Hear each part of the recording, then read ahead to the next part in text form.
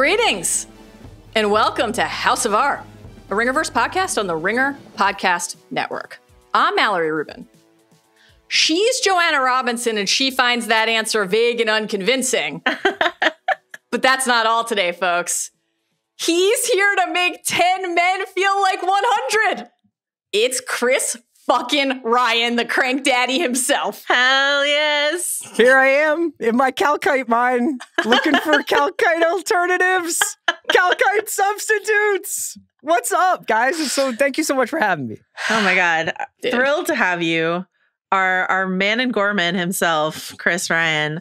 I just want to say before we get started, like a reason why we're having Chris on this podcast, just we love his like presence anytime, but your coverage of Andor on the watch has been so incredible. And it's been so fun to like be on the same page with you and Andy and everyone else about like, this crossover of like the watch, highbrow skeptics and the House of R. Highbrow skeptics. Lowbrow lover of content. Like I just love that Andor appeals across a lot of different audiences. The Predator meme kicked in. We really truly reached across the aisle. No, I don't ever feel that far away from you guys in my heart, and it's great to be here. The Andor every year I think if I'm lucky, there's 3 shows that I'm like, I am so locked in on this. I feel so a part of what is going on. And the fun thing with Andor, I'm sure you guys have had this experience where maybe you like the piece of content you're talking about, you like the show, you like the movie, the discourse, Indeed. I really enjoyed the Andor discourse. Oh, yeah. I thought the Andor discourse was largely pretty thoughtful and helpful, and the research, like looking into like different things that Tony begrudgingly touched on in the canon was really informative. And, yeah. I don't know. Maybe I'm looking at the wrong Reddit pages. I can't tell. If anybody has not yet consumed the multiple outstanding Tony Gilroy interviews that Chris and Andy did on the watch, treat yourself. So good. I booted that up on the 75-inch living room TV. That was a cinematic experience for me. 4K. The moment where you wiped a tear away from your eye. I wasn't doing that. It was dusty in there. It's dusty in the heart, man. It's Studio 6. It gets a little weird. This is wonderful. We teased at the end of our Last of Us pod that we had moved the Rogue One rewatch. We should say we are doing Rogue One revisited through the lens of Andor. That is what we are here to do today, to revisit this film now that we have completed our 2-season Andor journey, and we are doing it with one of our dear friends, the Talk the Thrones crew, reconvening. Yeah. Chris is not going to be with us for all 87 hours of today's podcast. True. I expire after 55 minutes. They have to plug me back in. Yeah. You're like B. You're like sweet B. You need to go back into your charging station long before the House of R runtime has concluded. But we're gonna hit some big picture. Where are we with this film after completing this wonderful story beats with you? And we can't wait. We can't wait for any excuse to have you here in the House of R. I'm so thrilled to be here. Should I do your programming reminders? Please. Are you going to sneak some of your own in there? No, I don't come here to self-promote. I come here to promote you guys. This is about House of R. I just want to let everybody know that House of R has already dropped an episode this week. They have their Last of Us finale pod that went up immediately after Last of Us concluded its 2nd season. And I think that if you were looking for a spectrum of thought about that series, you'll find it in the House of R and The Watch. I think me and Andy were pretty skeptical, but I started firing up the Last of Us pod, and I'm going to continue to listen to it on my drive home after I get out of here. But that's not all. A spring mailbag is coming later this week. That's right. So, I mean, the fountain, it's constantly replenishing with the waters of discourse from you guys. And I think that that's what people come to expect. Here's the question. Are you prepared to tell people where they can email us? Is it hobbits and dragons at Look at you. gmail.com? Look at you. Crushed it. And you can find them on the Ringerverse on YouTube. You can watch them on Spotify, where you're hopefully listening to their podcast. And there's a ton of other stuff coming from Ringerverse this week, including Midnight Boys. They're doing a Mission Impossible reaction pod. Button Mash on Thursday is doing a Last of Us finale gamer's guide, of which I have to admit, I indulged in a lot of gamer, sort of spoilers in the game. Or in the show. You love a spoiler. You love to boot up a wiki. I do. And as May comes to an end, Ringerverse is doing Ringer Recommends for May. That's coming this weekend on the Ringerverse feed. Chris, you're a fucking pro. Are you ready to join us full time all the time to do this? There's only one CR. We're all just living in your shadow, man. It's true. Anything that you'll be contributing to Ringerverse Recommends this month? Quiet time with family. It's really what it's all about. No. What would I recommend for Ringerverse Recommends? Are you murder botting at all? No, I'm not. I mean, can I pick something that's not yet out? It's coming out this week, I believe. Sure. Yeah, and also not quite like genre fantasy, but genre watchy, like mystery crimey, which is Department Q on Netflix with your boy Matthew Good and every Scottish person that's ever been on Game of Thrones. I have no notes after that quick snapshot. I love this for me. Is Matthew Good doing a Scottish accent? No, he's defiantly English and talks about the English national soccer squad with a bunch of Scottish people who are like, "You're being Billy Big Balls about this," like. Okay, all right, great. Wow, I can't wait. But it's Scott Frank made it, shot in Edinburgh. It's great. Love Edinburgh. Great stuff. Great, all right, thanks, you nailed Chris. it. Thanks. Everybody has all of the programming reminders that they need. They have a bonus recommendation from CR himself. Spoiler warning. Why don't we take care of that too while we're here? Everything that happened in Rogue One could come up today. If it ever happened in the television series Andor, could come up today.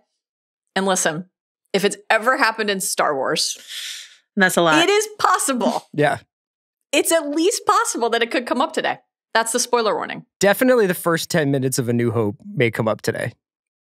I think so. Possibly. I think that's likely. Possibly. Yeah. Chris, anything you intend to spoil about like the 2025 Philadelphia Eagles roster or any other spoiler warnings you want to toss out? No, I don't think. I'm going to try and be good. I'll try not to just casually mention who dies on various other TV shows. I think I'll behave myself. Okay. Let's get to the opening snapshot.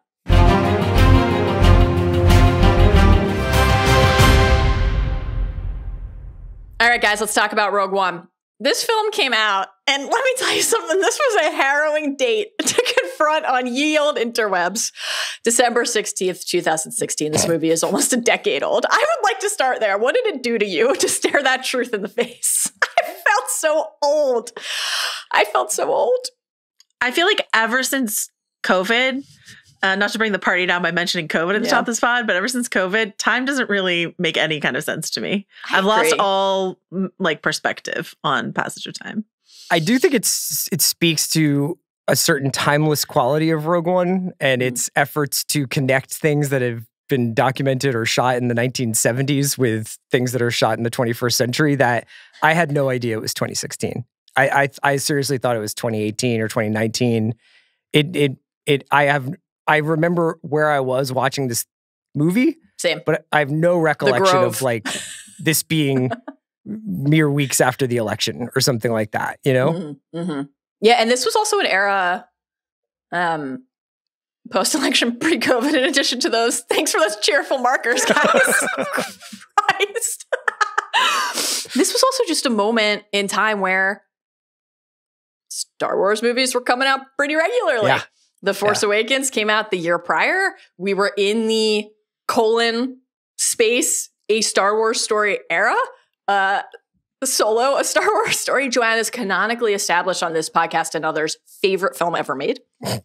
And any chance she gets, she says, #make Solo 2 happen. Slander. We were supposed to get that Boba Fett movie. That's right. In this grouping. Yeah. That's right. And that is not where we are, obviously, currently, as we wait for Mandalorian and Grogu to become the next Star Wars movie after Rise of Skywalker, which also feels like it was 100 years ago because it was. This film was directed by Gareth Edwards, Tony Gilroy, patron saint of The Watch, House of R, the Ringer Podcast Network, and increasingly the internet, has the co-story by credit with Chris Weitz. But one of you industry scholars want to give a quick refresher to folks on Gilroy coming in to basically like fix the film and what his role in the project was? I think it's worth noting that this is a film with many authors and maybe ended with one. And I can't tell, we're going to talk a lot about how Andor has informed our view of Rogue One. Like, Joe, do you feel like Rogue One is taken on more Tony Gilroy authorship in the post-Andor era than you did when you first saw it. Yes. Yeah. But I can't tell how much of that is like backfilled. Do you know what I mean? Exactly. Yes. I mean, he's... yeah. Go ahead. Sorry, no, go ahead. Well, I will say this was like sort of a state secret how much they brought Tony Gilroy into this. When I was at VF Vanity Fair when this came out, and when I was talking to Lucasfilm about who I should interview, they wanted me to interview Gareth Edwards. I talked to John Knoll, who was the longtime Lucasfilm employee who had the idea for Rogue One, where he said, "Hey, what if we did a movie about the people who stole the Death Star plans, not Skywalker focused." His idea was like there would be no Force, no Vader, no Jedi, no anything like that. And Lucasfilm's like, well, we won't go that far. But like it originates with John Knoll, longtime Lucasfilm employee, goes through all these phases. Tony Gilroy comes in as a longtime Kathleen Kennedy associate, as like a fixer, sort of for a production that had gone a bit off the rails, but they were pretending when this movie came out, because they're just sort of like Han Solo-esque, we're fine, everything's fine here, how are you, on the comms, are like, asked me to interview Gareth Edwards. He had to pretend like he had never lost control of his own movie, which he had. And they sent a babysitter into that interview, like a Disney employee, to just sit there and glare at him while he talked to me to make sure that he didn't say anything, which is unusual for this kind of conversation. And so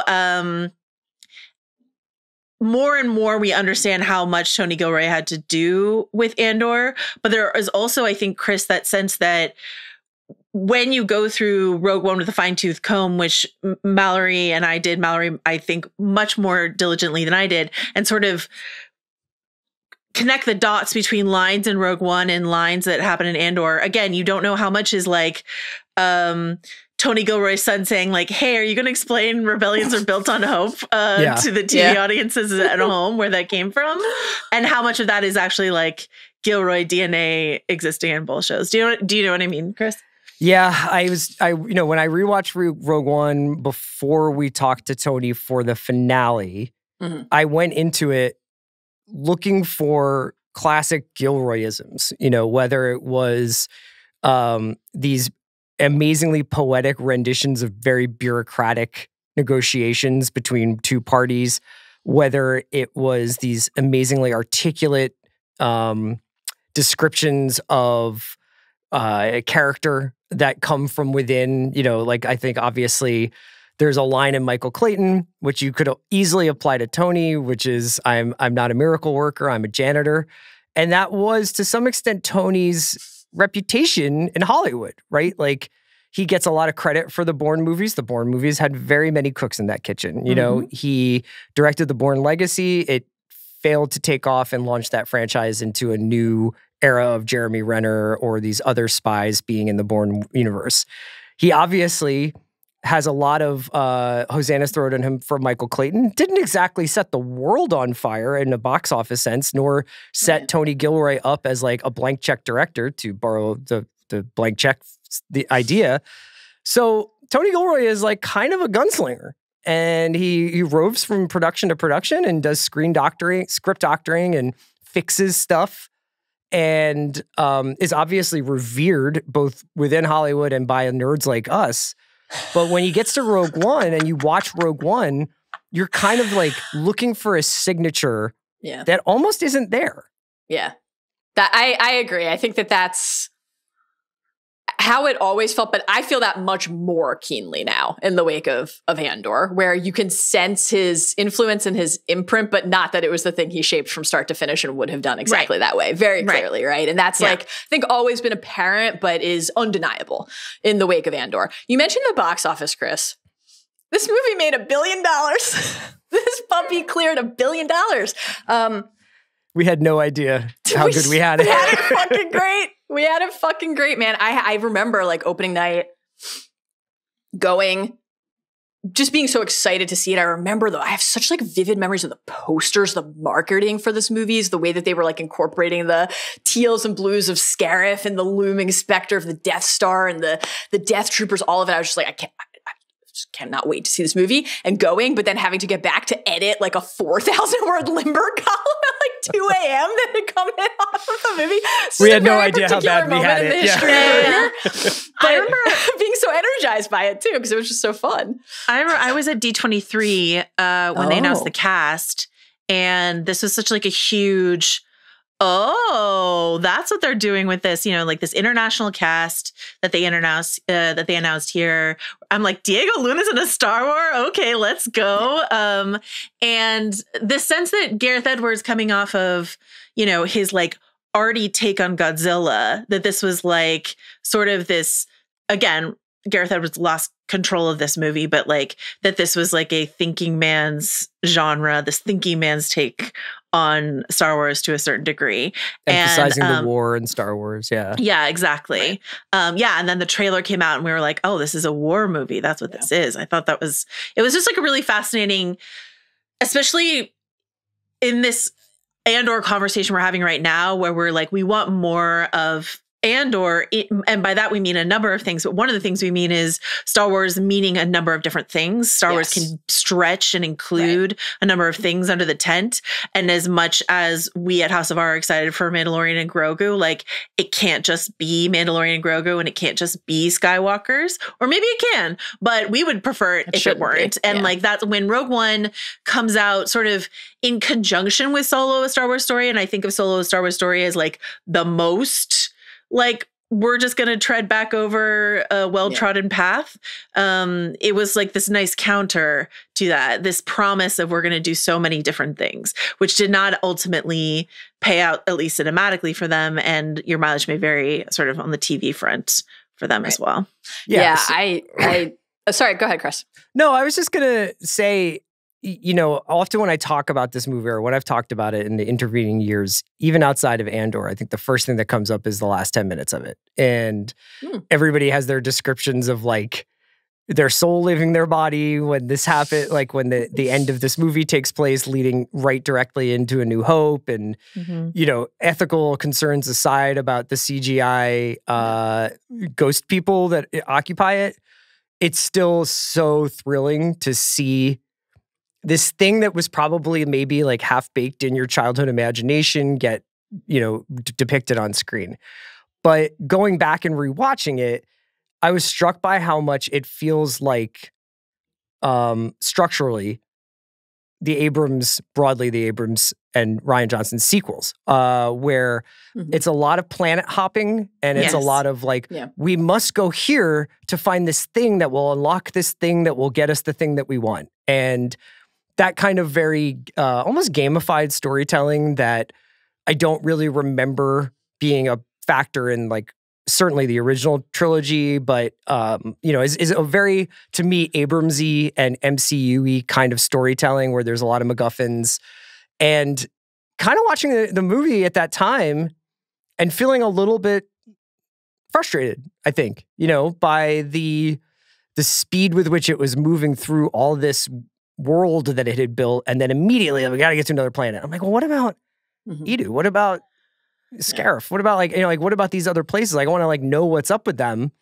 And I think for all of us, it's like Tony Gilroy was like, I know you want to know about them.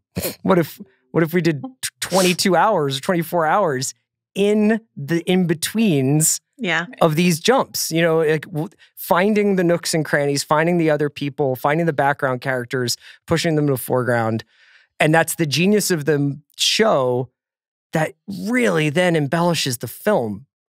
Because just like the original films taught you how to be creative in some way, depending on when you saw them in your life, Andor almost lets you like fill in what's happening in Rogue One. Like you're like, oh yeah, I kind of have a vibe of like what happened in between these two missions that they go on, or now that we've been to Yavin, or now that I know a little bit about like the factions that informed this rebellion, I have all this like, imagination cooking about Saw or whatever. Right. And I just found it to be such an invigorating rewatch. I think, and that's a lot of, what we're going to do today is to like sort of go through and parse all the sort of echo back that you get from like a single line in Rogue One. And you're like, oh, that makes me think of this character and that character and this step along Cassian's path. I think the downside of it is I think it then highlights some of the shallowness of Rogue One. Rogue One, I was not as high on Rogue One as a lot of other people when it came out. I've actually grown to like it more.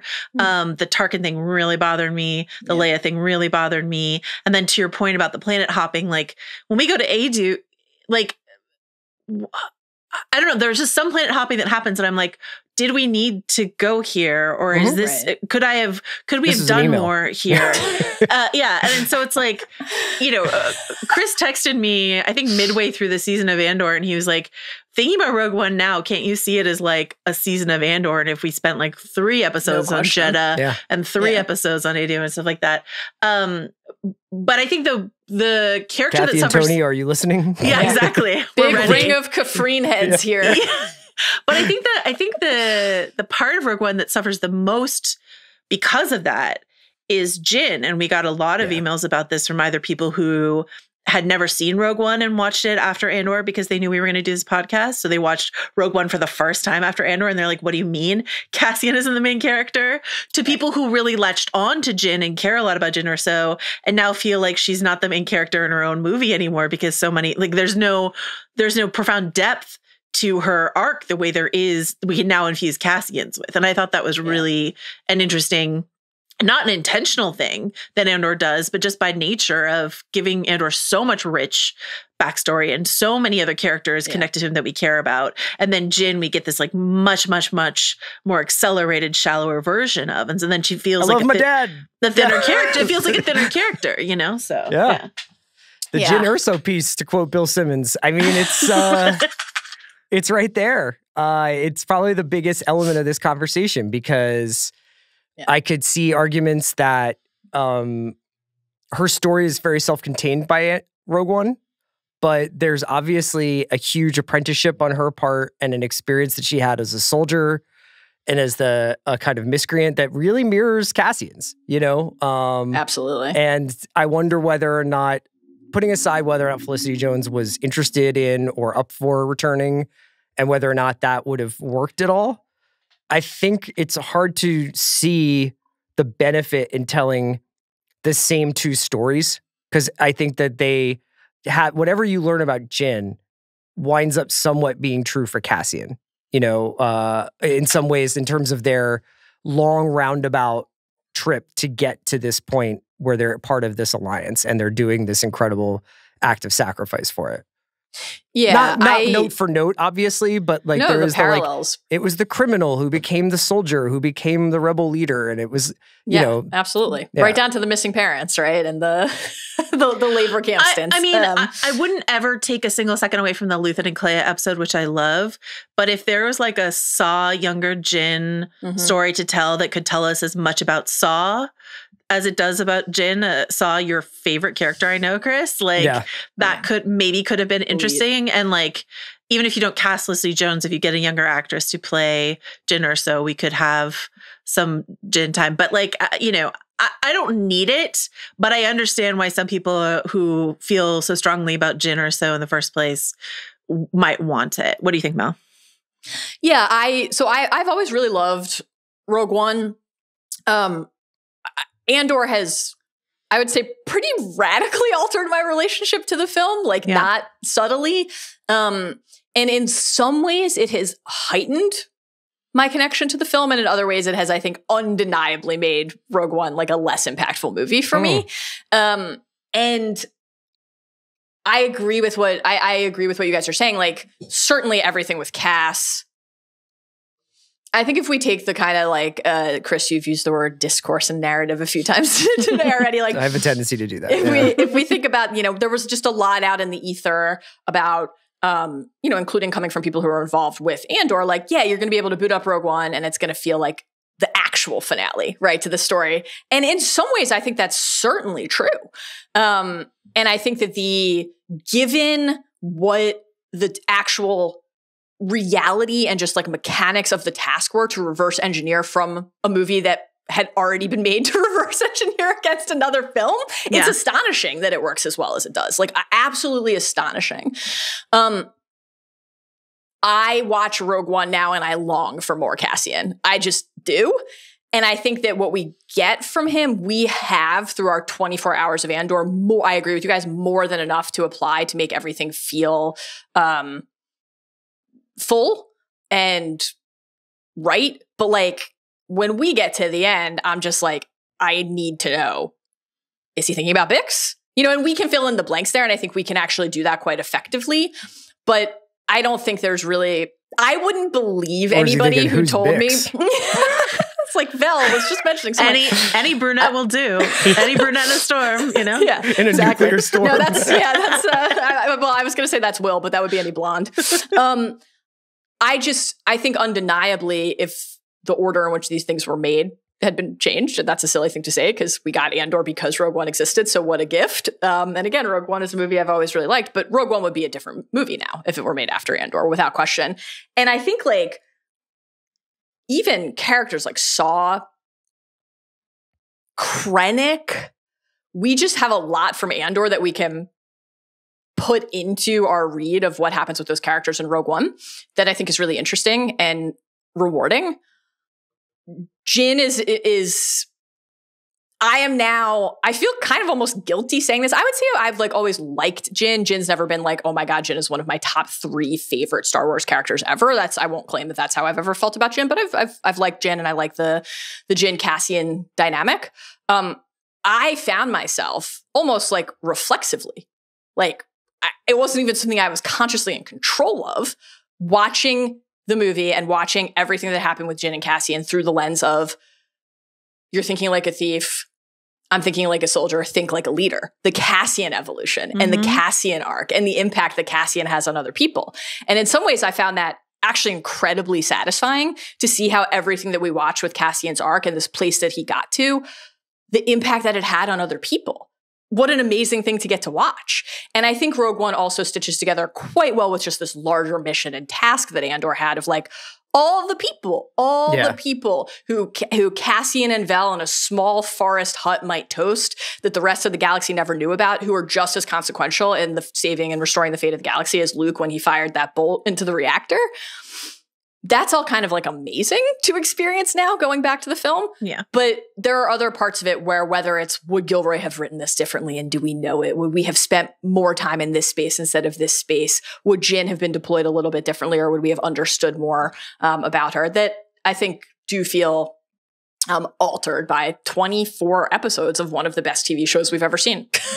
I want to shout out one thing, because I think he gets kind of dismissed now because of Tony's accomplishments with Andor. And I just want to say that I do think Gareth Edwards is a really accomplished filmmaker and especially one who's really talented at scope and scale, depicting large objects against human beings, depicting the fucking Death Star appearing in the clouds. The best. At the end over Scarif, like Scarif or... Yeah, Scarif.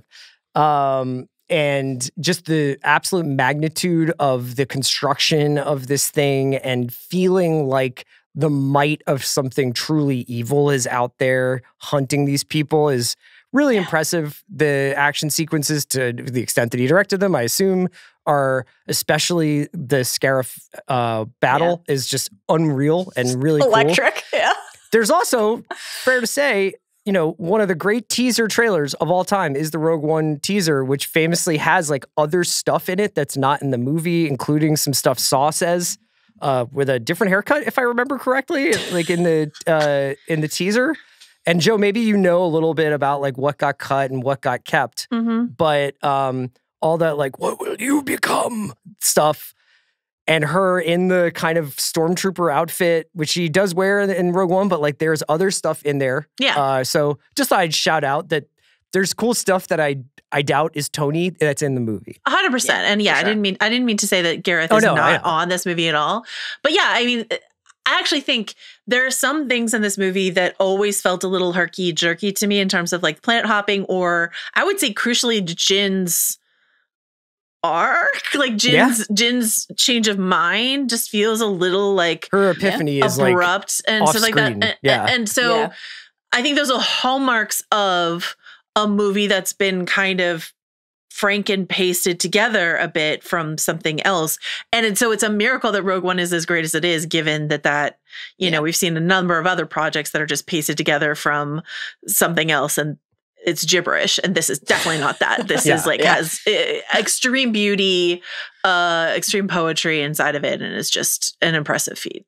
From the franchise that brought you Anakin going to try to stop Palpatine to slaying younglings in 11 minutes, if memory serves. Well, Val, you bring up a good point that I really wanted to bounce off you to, which was one of the great achievements, I think, of Andor is the way it plays with epic scope, but with thriller compression. So jumping across years and years, but within those years are the 3 days that matter. Yep. And the 3 thriller days, or the 3 heist days, or the 3 Gorman Massacre days that you have to be there for. But you get this sense that all this time is unfolding, and that there are things happening in between the arcs, and that Bix is falling apart, or that the Yavin has become together and now it's got all these rules and all this stuff. And it doesn't have to be on screen for you to intuit what's going on. Mm-hmm. And it's such a stark contrast to watch that and then jump into Rogue One and be like, no, this movie's like 2+ hours, but it's over? Like what? Like you guys went to like 8 planets and accomplished 5 different tasks and blew something up, and now, you know, like here we are. Like this is wild. Like it really did speak to the ingenious construction of how Andor was, like, you know, originally thought of as a 5-season show that was going to lead up to Rogue One. I think ultimately rightly chose to be 2 perfect seasons of TV that had a lot of blank spaces that people could figure it out for themselves about what had been going on. But within those arcs was a perfect 90-minute thing, you know, or a perfect 100-minute thing that we can go back and revisit as pieces or as part of a whole. Mm-hmm. It was interesting to me, I love that. It was really interesting to me talking to a couple friends this last weekend who had just finished Andor, and they are Star Wars fans, but not, you know, fanatics, but they're lifelong Star Wars fans. And one of them was binging, and she was like, she got confused and disoriented by the time jumps because she didn't understand the BBY of it all and stuff like that. And so, you know, I was like, I think it's a little clearer if you're watching it 3 episodes a week sort of chunk and stuff like that on a binge. And if you're not pre-warned that we're jumping through time in this way, I can understand why it might be slightly disorienting. I thought it hadn't occurred to me that people like wouldn't know that, you know, I'm like, you don't listen to 5-hour podcasts every week about this show you're watching? I mean, this literally just happened to me with Last of Us, where I was like, what? Oh, yeah. Am I supposed to be reading those things? My favorite new bit on the watch is, how many episodes is the show? There's no way to know. Our refusal, our soft boycott of Google has not gone well. How can we possibly know how many episodes are in the season? Who can say? Yeah. Yeah, it's so interesting that you had somebody mention that to you, Joe, because I had been wondering about that. Like, if you're not watching in real time, when it's very clear that these 3 are being put up at once and kind of ideally meant to be consumed either together or at least in quick succession, like, what is it going to feel like? Now, I think those 3 episodes would all still be like riveting, mesmerizing television, but then are you going to have those like, wait, what? Moments, and how long then would it take across the flow of the season to orient to like what that pace is? So yeah, I don't know, Chris. I mean, in some ways this is like, I think your question is a really interesting one in general, like the pace of a movie, the pace of a television show. We have all talked, you know, many times together and on other episodes of our pods about like the detriment of the expansion of IP in the streaming wars era, right? Like it's obviously, it can go quite wrong and often does.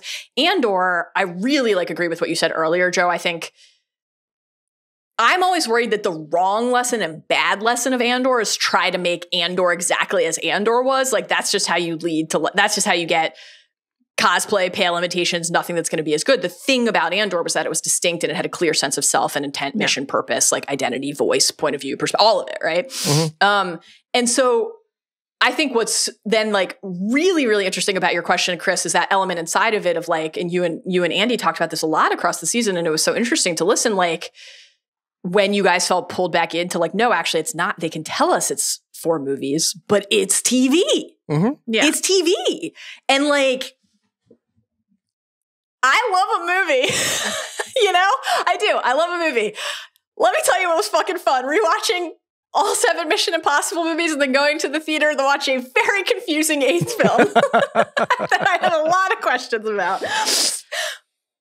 But I will always pick 12 hours that we can spend with these characters. Depth of character. Really getting to know them and understanding why they do the things they do. And that, I think, is ultimately going to be the key distinction between a season of Andor, whether it's structured the way season 1 was or season 2 was, and Rogue One. We understand Cassian in a way that is distinct from how we understand characters we have only met in a movie. And how could we not? My favorite thing, though, is we understand Cassian. There are elements that of the ideas that Tony has that I can infuse into other characters that were not in Rogue One. When we talked about this when we were covering Andor, we were thinking about Chirrut or Blaze, we were thinking about these various people, Bodhi, etc. I want to hit you, CR, with the question we got from one of our listeners, Brian. Sure. Who asks, how would you recommend a rewatch of Andor, Rogue One, and A New Hope? There's always the temptation of going in chronological order where Andor feeds directly into Rogue One. However, to me, one of the most fascinating parts of Andor Season 2 was how adeptly it operated its characters, pacing, and chronology within the constraints that were predefined due to Rogue One. There are many instances in which knowing where the story ends up adds weight to the decisions characters make and also to other little moments along the way. I don't know if the depth of thinking is the bad baby in me or if a casual Star Wars fan would even care. Just curious to hear your thoughts on the matter separate from your power ranking. So to follow up for what Brian's saying, one of our favorite things to think about is where is Bix? In Rogue One, where is Will? Where is Vel? Where is Clea? Where is Luthen? The time is running out on these characters and their role in the rebellion, and we know that because they're not at the center of the story going does forward. Luthen get to be what's an espionage version of a Force ghost? Luthen's Force Ghost energy would be incredible. Spy Ghost? I feel like it would be it would be purple instead of blue or something like that. What if he was just super psyched because he's it turns out I did get to see a sunrise. Wait. It's awesome. Guys, hold on. If Luthen came back as a Force Ghost, which wig would he have? But which he can't do. But which, in our thought experiment, which haircut would he have, Joanna? Which wig? Oh. Which wig? Do you think he would Luthen give have? himself the really bad brush cut from his first I think he moment in does, his life? I think Could he be. does possible war criminal Luthen from his early days. His most useful self, I think, is what we found some of these Force Ghosts want to do. But what do you think, Chris, in terms of rewatching? What order would you? I'm going to break the rule that I have been sort of trumpeting a lot on the watch, which is I hate TV series that start with the most exciting thing and then go 2 weeks earlier, and then the rest of the series goes. Yeah. But I am going to say New Hope, end with the parade, blink 5 years earlier, and it's beginning of Andor. Whoa. And then watch Andor through, and then watch Rogue One. Wow. So it's basically a circle. It's a circle rather than a line. And then would you watch A New Hope again? If you wanted to, sure. Yeah. You're a visionary. And just keep circling back. You're then I go dangerous, Rise of but you're a visionary. Skywalker to find out how Palpatine has returned. Somehow. What do you think, but Mallory? I think it's I like the idea that Andor, the logo, is this almost completed circle, and so you start on one end of it and you go all the way around, but not quite, you know what I mean? You kind of know where you're going. And it's really interesting, I think, to get to the end with the parade in New Hope, or the sort of ceremony of medals, which have been much discussed online of how the fuck can these guys look themselves in the mirror? Yeah. Enjoyed Bill discovering his takes on that for the first time. Yeah. It seems weird that these guys got dapped up like this. But getting to that and being oh, that's the story. And it's no, it starts here, Damn. Inspiring. It gives me heart palpitations. I've been getting 5 years earlier, these fuckers didn't get any medals. And I've been getting really into the fan edit piece. I've been watching the trailers for fan edits. Us. Yeah. And what if you did pure chronological? So would that be Luthen discovering Clea?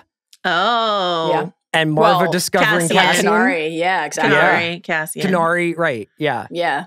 And then also like Saw pulling Jyn out of the bunker. And then you can have my AI made animation of Partagaz and Krennic at the Naval Academy together. Leo! Check out my new cape. Okay, wow. I can't really ever object to starting with A New Hope. It's a solid place to start really any cinematic journey in your life. You start a solo a Star Wars story. Exactly. Start with like every tweet behind the hashtag make Solo 2 happen campaign. So it's just you and Lindbergh? Got it. Correct. Okay. Here's what I would do. I don't know what I would do. Here's what I think I would do. Yeah. I would watch Rogue One first because I do feel that Andor is a more rewarding experience knowing where Cassian's story concludes. Watch Rogue One. Watch Andor in order. Watch Rogue One again and then watch A New Hope. This is the way. Okay. There she is! It's Rogue One Andor, Rogue One, A New Hope. That's my soulmate. Okay, that makes a lot of sense. I was going to say that the thing that hits different after Andor is Cassian taking out Tivik. Is that Tivik? Yeah. Who's on? Yeah. Tivik. Yeah. And you're like, oh my God. You know, the more things change, the more they stay the same. This dude's still putting bullets in people, you know, and it's kind of tragic to get out of Andor and the surging music and his baby on a wheat planet. And he's on his way to, nerf a dude. He's still murking guys for information. We were thinking about Tivik a lot when my God, Lonnie died on a bench.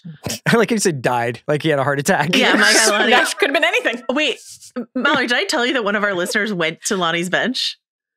Unbelievable. Because I said this on the podcast. I was like, we should lay flowers at Lonnie's bench, which is in Valencia, in Spain. Yeah. And one of our listeners went there. And left flowers? Didn't leave anything yet, but he was like, if you want to tell me what to put here, I will put something here for Lonnie. Printouts of sensitive Imperial documents taken using Dedramiro's code, sir? Fake letters from Lonnie's wife about their daughter. Yeah. Oh, man. Great stuff. Okay. Christopher, any other thoughts, however big or however small, on Rogue One, Andor? Anything at all? What's the Rogue One character, non-Jyn department, non-K2 obviously, who you feel like could have been hanging out on Yavin, could have been in the larger Luthen clique, could have been in some meetings, could have been in some situations. I guess Bodhi is doing Imperial piloting. Yeah. I mean, it would only be like more Melshi than we got, though I think we already got like a lot of Melshi. But is there someone else on the Scarif crew? Blue Leader. I was gonna say we're big. I mean, we're big Ben Daniels Blue Leader fans. So I mean, I guess in the end of the day, it's like they got to the end of that movie. I think he probably, for whatever reasons, like he just was like, it's Diego, it's his story. I have an idea, and you know, the Jyn then gets kind of like left to the movie. I don't think it would have worked if in season 2 there was like a Jyn bottle episode, you know, of like what she's doing now. But it is an interesting like thought experiment. I think that I still long for Dan Gilroy's scrapped K2SO. Oh fuck! It's not too late. God, you know what I mean? It. That sounded it is not incredible. too late. That's the thing. Give it to us as a holiday special. You know what I deserve at the holidays? K2SO killing a bunch of people. Don't put things like this in my head, because now anything that we get in the holidays is going to be a letdown because it's not that. Yeah. That sounds incredible. I hope they make that one day. I really do. Yeah. Yeah, I really do wonder. I know that he's like, I'm done. I need to go make a real movie. Not a real movie. I need to go make a movie. I need to go learn how to do stuff without blasters and special effects and Luke Cole building worlds for me. But I do wonder whether Tony has been very open about like, this has been the most rewarding, affirming experience of his creative life. And does the economic model change so much since pre-COVID that they can't do something like this again? Is there another story to tell? And would you want it? Or do you want to leave Perfect alone? I think Think we used up all the perfect? I just like, I don't trust anyone else's hands on this story is how I feel.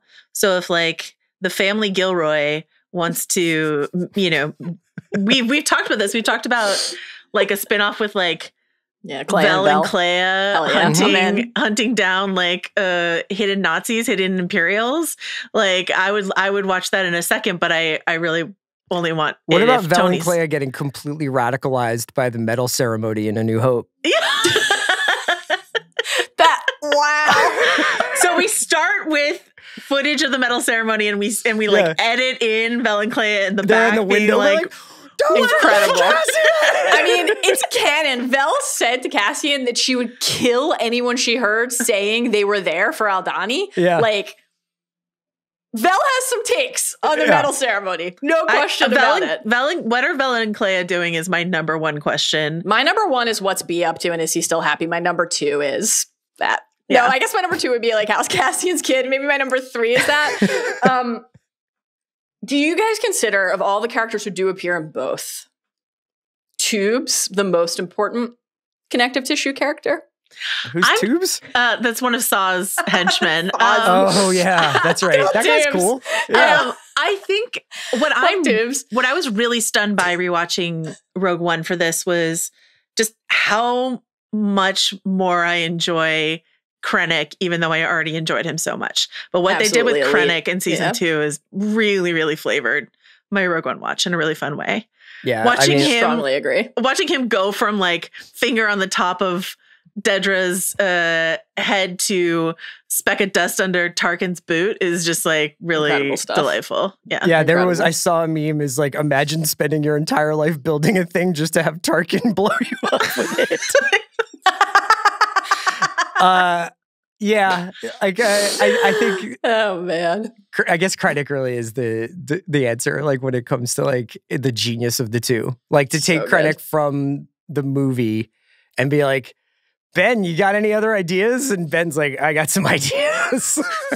I'm going to say Kalkai alternatives in the most absolutely fabulous way possible. Incredible. It is really, that is an area where I had a lot of fun thinking about what Krennic did with other members of the Empire and how the shape his comeuppance takes in Rogue One, very satisfying. And then just, of course, the thrill of getting to see him not only in a cape, but in outerwear cape. Yeah. It's special, and we're fortunate. It is very special. Like Chris, a cape windbreaker. It's wonderful. Chris, do you want to come clear with our listeners and tell them the Andor spinoff you really want, which is let's jailbreak Dedra? Oh my God, yeah. Well, why can't Vel and Clea do it?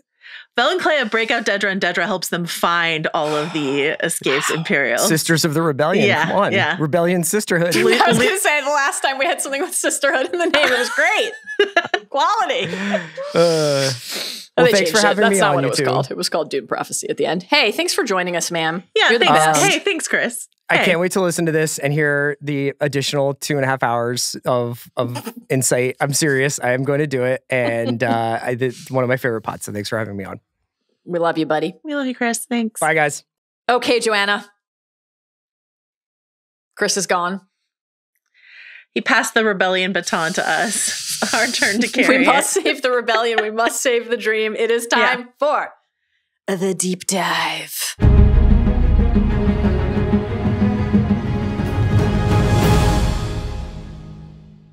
All right, Joe. We're going to go through this movie start to finish.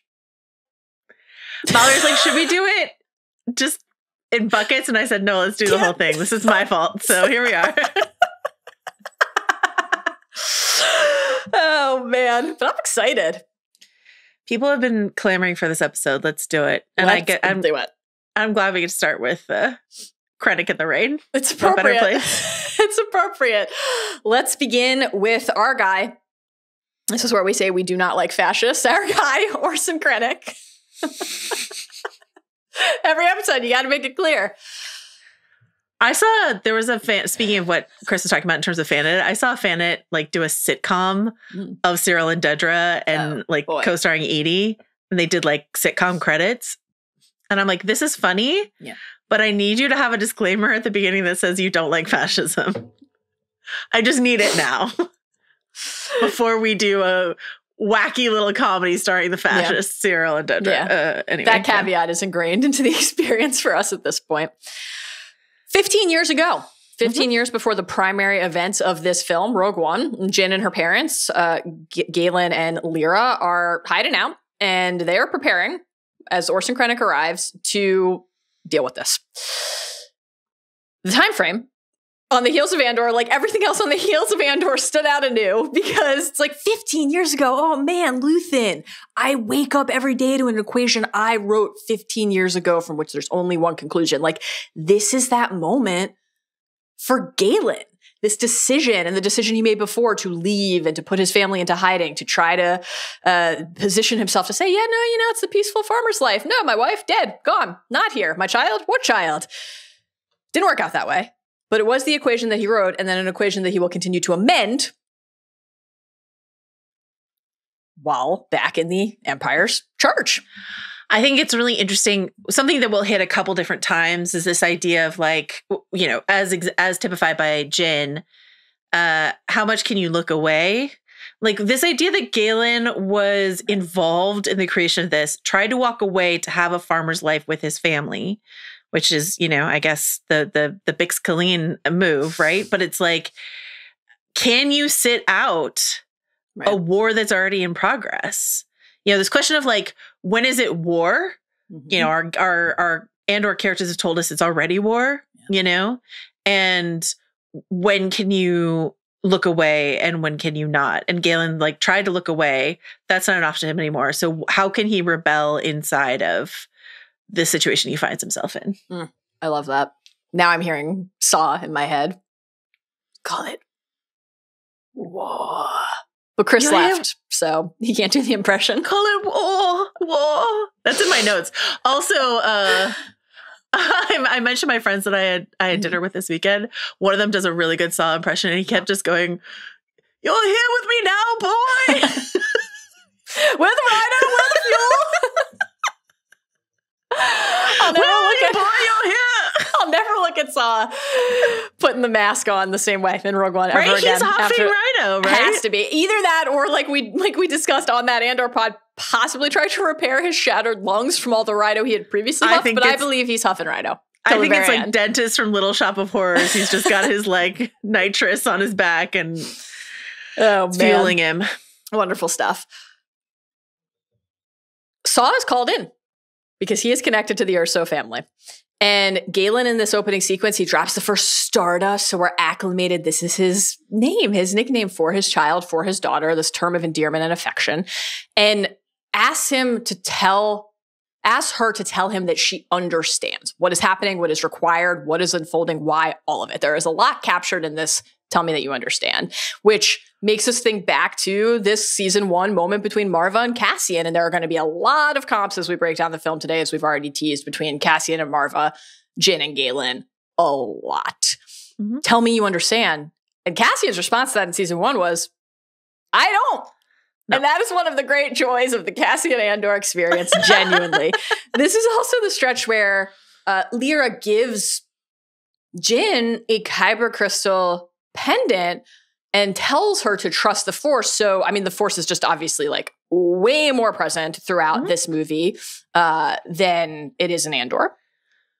We have a great email later that I'll get to that just like talks about when you watch Andor into Rogue One, into A New Hope, it's like the building, the cresting. It's like magic coming back into Westeros. Totally. You know what I mean? Yeah. It's just like blooming. Yes, absolutely. Across these properties. Yeah. I love the idea that like this was a family where some tether to that awareness lingered in the form of that pendant that Jyn is holding all 15 years, a decade and a half later, and like holding almost in reverence and prayer.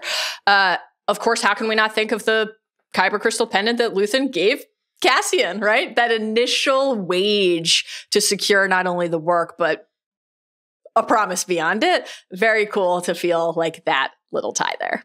Loved that. I'd like your comments on Krennic's outerwear here. The way it flaps is very special to me. Yeah. We talked about this when he shows up with his various capes in Andor, that they were like, well, his initial cape was this sort of like more utilitarian rain poncho cape, and we made him we gave him sort of finer cape wear. But I love this design. And I remember this from the trailer. Oh, yeah. Like, I remember watching them in, and you talked about this, you love this shot in Scarif with the troopers in the water, but watching them on this like verdant green planet, and here are these Imperial figures here.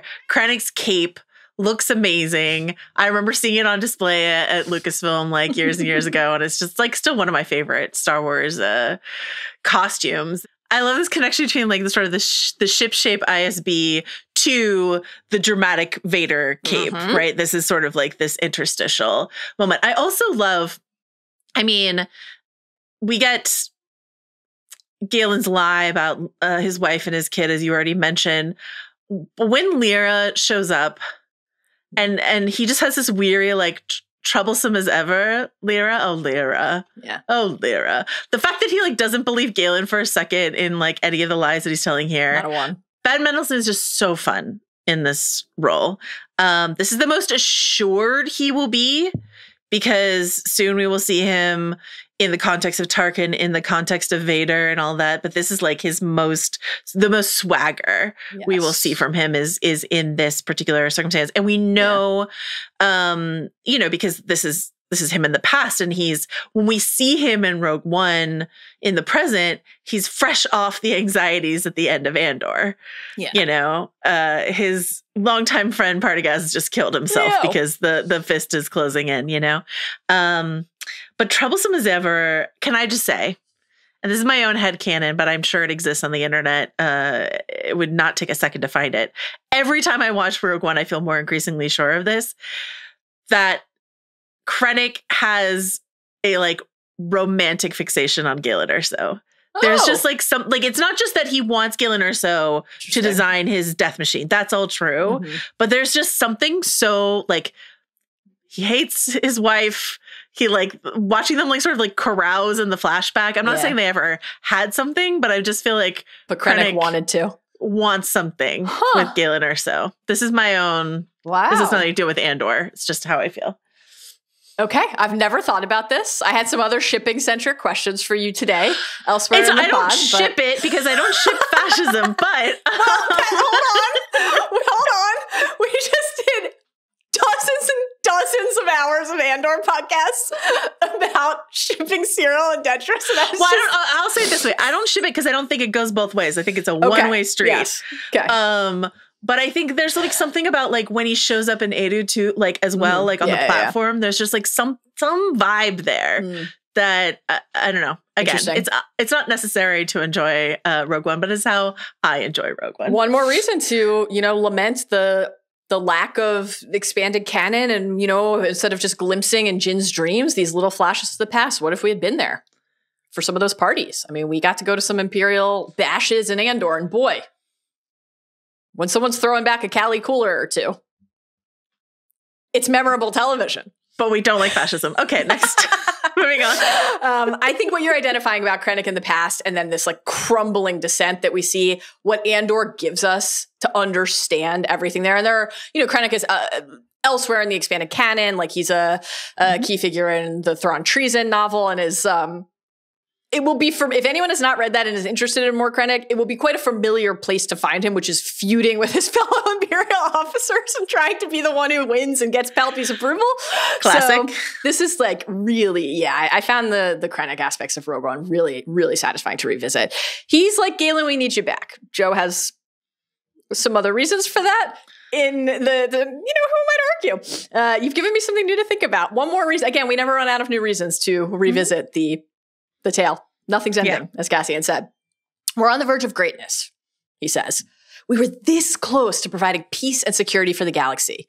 To which Galen replies, you're confusing peace with terror. And Krennic says, well, you have to start somewhere. Great villain stuff from Krennic here, and very reminiscent of, obviously, just a lot of the kind of core essence of what Andor explores about how the Empire conducts itself. The kind of casual cruelty at play you know, the way that Partagaz talks about what has to happen on Gorman, right? It's just like, this is like an update in a meeting, and then I move on to the next thing. It made me think of Luthen and Dedra. Yeah. Dedra, their confrontation when Dedra's talking about like, here you're hiding in, you know, in the peace and security of the Empire. And he's like, you're crazy, lady. Nuts. I was thinking, that's a great one. I was thinking of the great moment at Davos between Mon and Krennic. They had their own code of conduct. Mon, just every word and stare and breath drenched in disdain for this monster who she is forced to share a evening with. Yeah. And Krennic's calm, cheery, my rebel is your terrorist, something like that. Like, this is a guy who is part of a machine that loves to warp and twist perspective and point of view to try to justify the things that it does. So to get that here was a nice like, you know, from a certain point of view. From a certain point of view. Yeah. Can't wait to get back to old Ben Kenobi later today. Wonderful part of, we're mostly talking about Rogue One and Andor, but every now and then something else from the wider Star Wars universe will come up, and he served me well in the Clone Wars. It's definitely one of those things. Oh man. Jyn, hiding in the grass, sees her mother killed. Lyra emerges, blaster in hand, tells Krennic he'll never win. This is a refrain that Galen will repeat. It is a refrain that Jyn will repeat. It is something that that Krennic will just openly mock until the final moment. I wonder where I've heard that before. Like, again, classic villain shit. When I killed your wife. Mocking the thing that will ultimately be true and undo you. Yeah. And Jyn hiding in the grass and witnessing the death of her mother, Cassian and Clem, in the square on Ferrix. Will and Salman, his father, taken in by Dedra and by Dr. Gorst, tormented, killed, discarded on Ferrix. Thela, our beloved bellhop from Gorman, and his father, the Tarkin massacre in the Gorman Plaza. The way that consistently, inside of this slice of the universe of Star Wars and more broadly, we see how the Empire... This is like the other side of we usually talk about we create our own demons, like Iron Man 3, Tony Stark opening as like the hero who does something that leads to the villain they have to take down. The other side of it is really palpable here. The way that the Empire, through its atrocities, creates, fosters, and foments the people who will then destroy it. Yeah. Just an incredible thing to witness, and horrifying, of course. I think that's really interesting. Two things, makes me think of two things. One, the tree forgets, but the axe remembers, right? Like, that is hell yeah. What is true of all of these kids as they watch these parental figures be taken from them. And then also, if you extrapolate that further into like Luke and Leia, though they did not see what happened to their mother and their father, like, they are the seeds of one of the most twisted things that the Emperor does, which is, you know, turn Anakin against himself and against the Jedi. And, you know, it takes the children of that. And that, you know, so that is what Star Wars, as much as I say we need to get away from the Skywalker saga, which I think we do, Star Wars is so much about this like generational cycles of rebellion, resistance, conformity, etc. So, yeah. Cassian, Tivik, Kafrene. As Chris said, this is the moment that you're most like, because I love this. I always loved this as an intro to Cassian. Yeah. This is our like male lead of this movie. And we meet him shooting an informant who's injured and scared. Yeah. And then to think of that, to think of Luthen and Lonnie, to think of what got Cassian here. Right. How is this same as he's ever been? And how is this a new shade of same as he's ever been? You know? Yeah, it's like so interesting that both Rogue One and Andor start with, from the Cassian slice of it, Cassian killing somebody else. Yeah. Like Andor, obviously it's incredibly different in terms of the particulars. What happens on Morlana when he is searching for his sister, everything that will bring Cyril into his and more importantly, our lives. Custom piping and all. That's self-defense. He is trying to make it out of a perilous situation alive. The fact that things unfold so chaotically and unpredictably is part of the combustible brew that then leads to everything that unfolds after. What happens here? Yeah, it's much more Luthen, Lonnie, like, when does the person who has served you and helped you and advanced the cause in some way, when does the scale tip and the risk that they pose to you and the cause in a given moment suddenly outweighs the thing that they can or have provided? And it goes back to that idea, like, the relay race, the message. Yeah. Like, Tivik is, we've been talking about this baton passing of information. Tivik is passing a baton of information to Cassian, which really just underlines information they already have, but that's okay. We're triangulating information. But Cassian can't keep going on the race. Right. Nor can Luthen keep going on the race to pass the baton on further if he doesn't, like, remove this dead weight around his neck here. And that's tough stuff for Tivik. Yeah, it's like, I feel like this is a moment that has always worked really well inside of just the Rogue One arc for Cassian as we build. We'll obviously talk about this in more detail later, but when Cassian is talking so passionately about the terrible things, the horrible things that they have all done on behalf of the rebellion, it's like we got to witness it directly already, but now we just have so much more to pour into, like, the way that Cassian talks about his own history with Luthen and the terrible things that Luthen did, the way that Cassian has felt when he's been on the other side of that kind of math and determination, really, really, really heightened on the heels of Andor. In terms of the kind of just, like, plot particulars of what they had to do at the end of Andor in order to stitch together the course to Rogue One, I think the most fun part of that is, and we talked about this in our Andor finale pod, someone named Erso sent him, some old friend of Saw's, Galen Erso? Was it? Because we had the, like, Galen Erso, he's an engineer, there's a research center, Galen Erso, say it, repeat what I've told you, sequence between Kleya and Cassian, and, like, to feel Kleya's presence there, and to feel then Luthen for Kleya and Lonnie for Luthen, and the relay race that we talk about going forward, like, to feel what that was in reverse, like, before we got to this point then, really satisfying and cool. Can I say something that I thought about when I was watching the frankly improbable events that happen in Eadu when both Jyn and Cassian are able to, like, cross a massive ravine and go up, like, and the climb motif, which we talked about throughout Andor and into Rogue One, the climb, of course, up a separate tower, but, like, what is a relay race if not a ladder of some kind? You know what I mean? Like, these various rungs on the ladder as we go up and up and up to send our message out. We think we're watching Rogue One differently after Andor. Wait till we watch the Summer Olympics.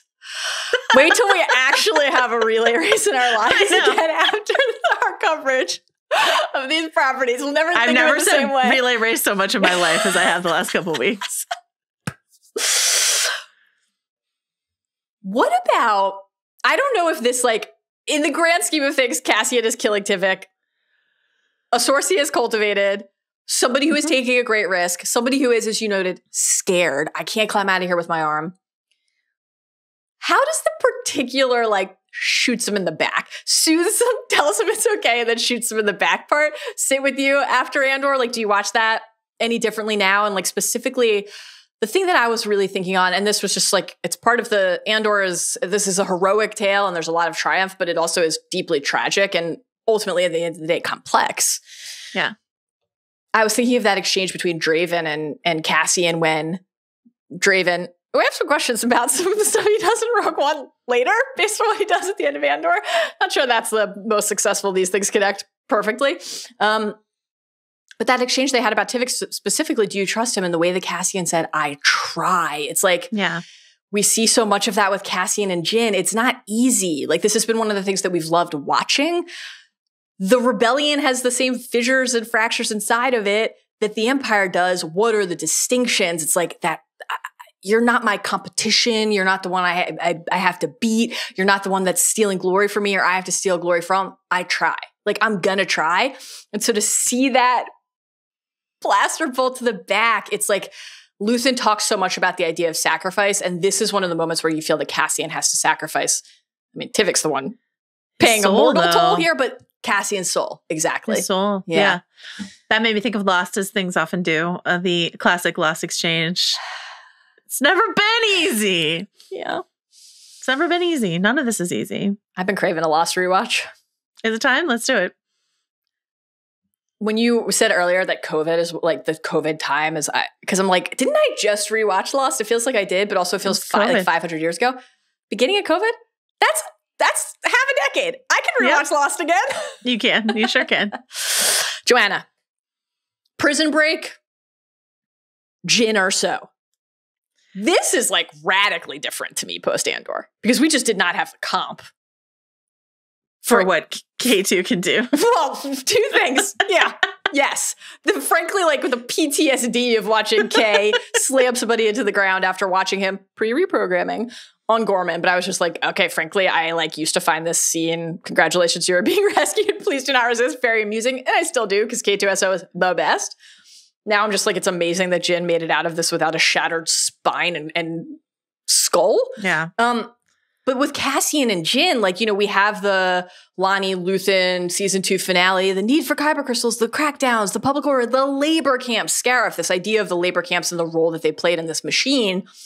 But our glimpse of Cassian's history with prison in Rogue One, just Rogue One, is him saying, we'll talk about this more later, it's new for me. We know his history in Imperial confinement when he was young, after everything that happened with Clem on Ferrix. And of course, we watched the Narkina 5 arc. Right. So I just think of this now as like another rich layer of a experience that they both shared that we never really got to see them discuss, but that enriches something about like the parallels across their experiences in their lives. Yeah, absolutely. And I think also, yeah, this idea that they might have both helped build the Death Star to a certain degree, right? Yeah. What was Jyn making in her What was Jyn camp? making? Yeah. And I choose to think it was like those super big Navy helmets that they wear on the Death Star. But Melshi being here. Melshi being the one to first encounter Jyn. And I don't know, just thinking of him as like the guy that Cassian takes on his missions right around this time. Like we talked about this last week when we covered the end of Andor, but like this idea that Cassian taking Melshi to get Clea and then Cassian taking Melshi to get Jyn. Yeah. And the fact that they were all on Narkina, you know, is just like, I love the use of Melshi. I could use more Melshi, but I thought that was a really smart character to sort of like build out. I agree. Thinking of especially like the parting back in Neamos after Melshi and Cassian escaped Narkina and they go and the handing over of the Morlana Serial blaster from Cassian to Melshi. Vel will pick it up. It's there on Yavin. We're going to chat more about which blaster Cassian is carrying on Scarif later and the connections across these things that you inherit and share. But Melshi being like, especially through this like shared umbrella, this unifying umbrella of the idea of the messenger and the message. Melshi being like the one after Narkina who's like, people got to know, man. We have to tell them. Melshi's like the conductor. You know? I love it. Yes. So him being a part of this here and the Wobani Imperial labor camp rescue for Jyn, all of that connecting together wonderfully. The only thing I felt like I was missing with Melshi in Rogue One after Andor was seeing him constantly guzzling booze. Yeah. Should have had some booze on Scarif. When Cassian's giving his big speech, which is post Andor my favorite part of Rogue One, you know, like when with the like group shot behind him and Melshi's just like right over his shoulder. So I was like really watching Melshi's face during it. And then I was like, and I imagine that Will is in the back of the crowd, like someone who's in soft focus in the back crowd is Will. He's right there. Yeah, boy. When Chris talks about a fan edit, that's what I need. It's just like Will and Will specifically. I mean, I'd love obviously like Val and Glenn. Let's get them all, but I need Will inserted by someone into Rogue One. Like I need it. I the moments where Cassian's back on Yavin, I'm just like, but certainly he went to have a chat with Will and gently cradle his head and the neck in his hands and say stone and sky. Stone and sky. Like, please, someone put that into the movie. Let's take Jyn to Yavin. Let's do it. Cassian's kind of observing. Later, he will just be kind of puzzlingly absent from a very key scene that after Andor, he would 100% be in. Bizarre. I know he had to like go. Bodhi was in the troops, but Cassian was in. Maybe he was like, I have to go see Will. That would be the only acceptable explanation. Yeah. He was with Will. Yeah. We have a lot to get to today and a lot of important stuff to focus on, but like. Obviously, the most important thing we've covered so far today is Krennic's cape, and now it's time for the second most important thing we'll be talking about today, and it's how it felt.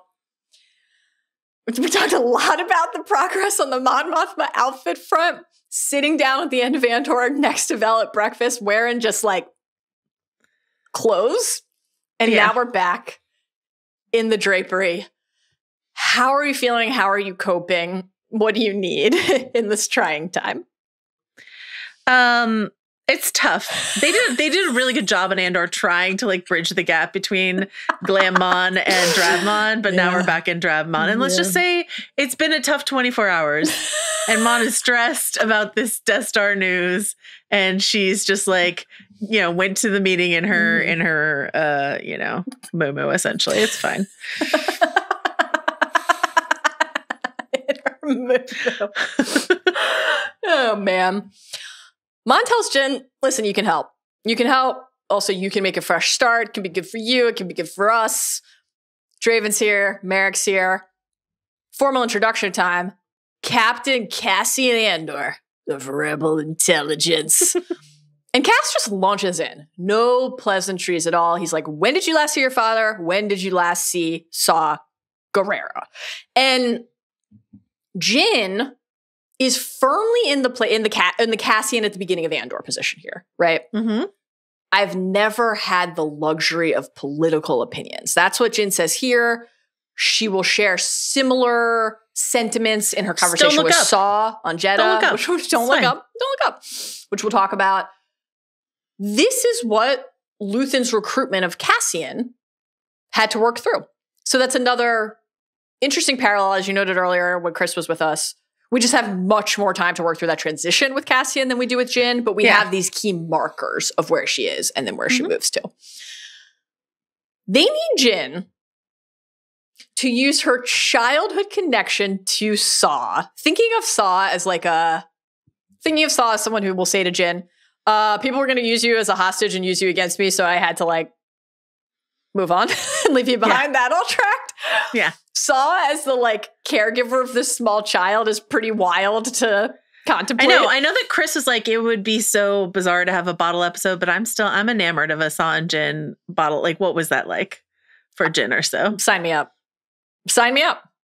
Did he teach her how to like take care of her hair and apply eyeliner? I don't know. Who did that? Depending on like we don't know. When did Pluty the Cutie make his way into the partisans? Yeah. How many of these people interacted? Like how present was Tubes for Jyn, young Jyn? All of these things are things that we deserve answers to. We have seen across our tales, Luthen in season 1 of Andor, Mon with Saw in Star Wars Rebels, or as Gilroy would say, quote, the cartoon. Yeah. The Andor finale, where Saw appears in hollow form and has a very memorable exchange with our Yavin Council, our Rebel Alliance Council. If only you could fight as well as you lie. They're not on good terms, and we know that. So Mon is like, Saw's an extremist. He's been fighting on his own since he broke with the rebellion. We've got no choice but to try to mend that broken trust. Did this all like track for you, given that basically a few hours before in the canon, they were just like in touch. Does it feel like fine because he's like, peace out, we're done? And now they're like, well, we got to find a way back. How about this person? I feel like used they to were raise? like, we need a more productive way. Yeah. We need an inside person. He's not responding to text. He's leaving us on red. We need to try something else. Our listener Rodrigo said, why not use Will to get to Saw instead of Jyn? Holy shit. Rodrigo just officially ruined Rogue One for me. Oh no. Will's right there. And he and Saw have a tight Rido huffing bond. With a Rido, kid! With a fuel. Do you think that's with me? Do you think that Saw ever taught Jyn to huff Rido? Is that a thing? Our listener Michael also asks this. The Andor source for Galen's name is Dedra, Talani, to Luthen. And Rogue One's confirming source is from Saw to Tivik. Given how central Saw is to Jyn's survival, that he is the critical link to the plans Galen leaks, and the significance of his role in Andor, Saw himself or someone in his faction would be the obvious choice to source the intel of Jyn's existence. When the Alliance extractors from the Imperial confinement on Wobani under the alias Lyanna Halleck, this intel is already known. We never learn how Draven comes to know of her. So how did they figure out that Jyn Erso had a daughter and where to find her? Right. Great question. Tony, give us that 3-episode arc. We'd love to see it. Okay. Great question. Yeah, I mean, it's an interesting example of the kind of thing that certainly a season of Andor would have explored or led to one of those really satisfying Andor viewing moments where like we get to piece together through crumbs of 5 Lonnie conversations what the exact tapestry of intelligence was. This is a good email. Rodrigo and Michael, we have no answers for you, but we appreciate your questions. Dude, thanks for asking them. Why not use Will to get to Saw instead of Jyn? Oh my God. Jeez. Well, is this like, what is it? Which, oh yeah. Raiders of the Lost Ark. That it all would have ended up anyway, how it happened if Indy had not been involved. Anyway. It wouldn't have been as fun for Cassian to hop around from planet to planet with Will as it would Jyn, who's a plooty cutie herself, you know? Obviously, Jyn and Saw have a rich history, but yeah, the Will note is a great one. Okay, Jyn's like, what does this have to do with my dad? And they tell her about the weapon, Bodhi's claim that Galen sent him, that they're hoping Saw will then help them find Galen, the whole thing. They want Galen to then go testify in front of the Senate that they've all left. Yeah, but is not yet disbanded. Well, isn't Bail still in the Senate? Incredible moment in Bail's life. I'm so excited to talk about our limited Bail later when he's like, just got to go fill in some folks on Alderaan. I'll be back soon. BRB. Bail. Let's talk about some Imperial infighting, one of our favorite things to watch. Wasn't it was on Gorman that the shuttles to Alderaan like kept like breaking down or whatever. Yeah, I'm like, if only Bill's shuttle to Alderaan had not worked, you know? The person next to Thela is like, Alderaan again. He's like, again? Yeah. Again. Stitched between, we're mostly going in chronology throughout the film, but we should say there are going to be a couple stretches where we kind of cluster things that belong in one place. So, stitched between, interspersed with our early Jedha sequences, we get some of these great little Imperial sequences. We're going to hit those together. Not great inside of the Imperial. The bickering, great. Not great. CGI Tarkin. Woof. Yikes. Hate it. As bad as ever. As terrible as ever. And especially, and we talked about this before, really but rough. Especially when they were just so easily put Benjamin Bratt in for Jimmy Smits and it wasn't a big deal. So find someone with cheekbones and make him, Tarkin. I mean, as you already noted during the Andor run, here's got the cheekbones. He does. Also, like Guy Henry, who performs, did the motion capture and the voice performance for Tarkin. Like that would have been fine, honestly. Okay, anyway. Yeah, this would be a great one to have a redo on. Really would be. Tarkin just roasts Two Krennic. passes on Rogue One. The Will edit and now the Tarkin edit. That's it. I would also just love a B update. Personally. A check-in on B. I just love it. I don't know why we can't get a check-in on B at the end of everything. That's just be the end of all stories. Have the actress who plays Clea play Leia and just like fuel conspiracy theories forever that was actually Leia disguised the whole time. Why not?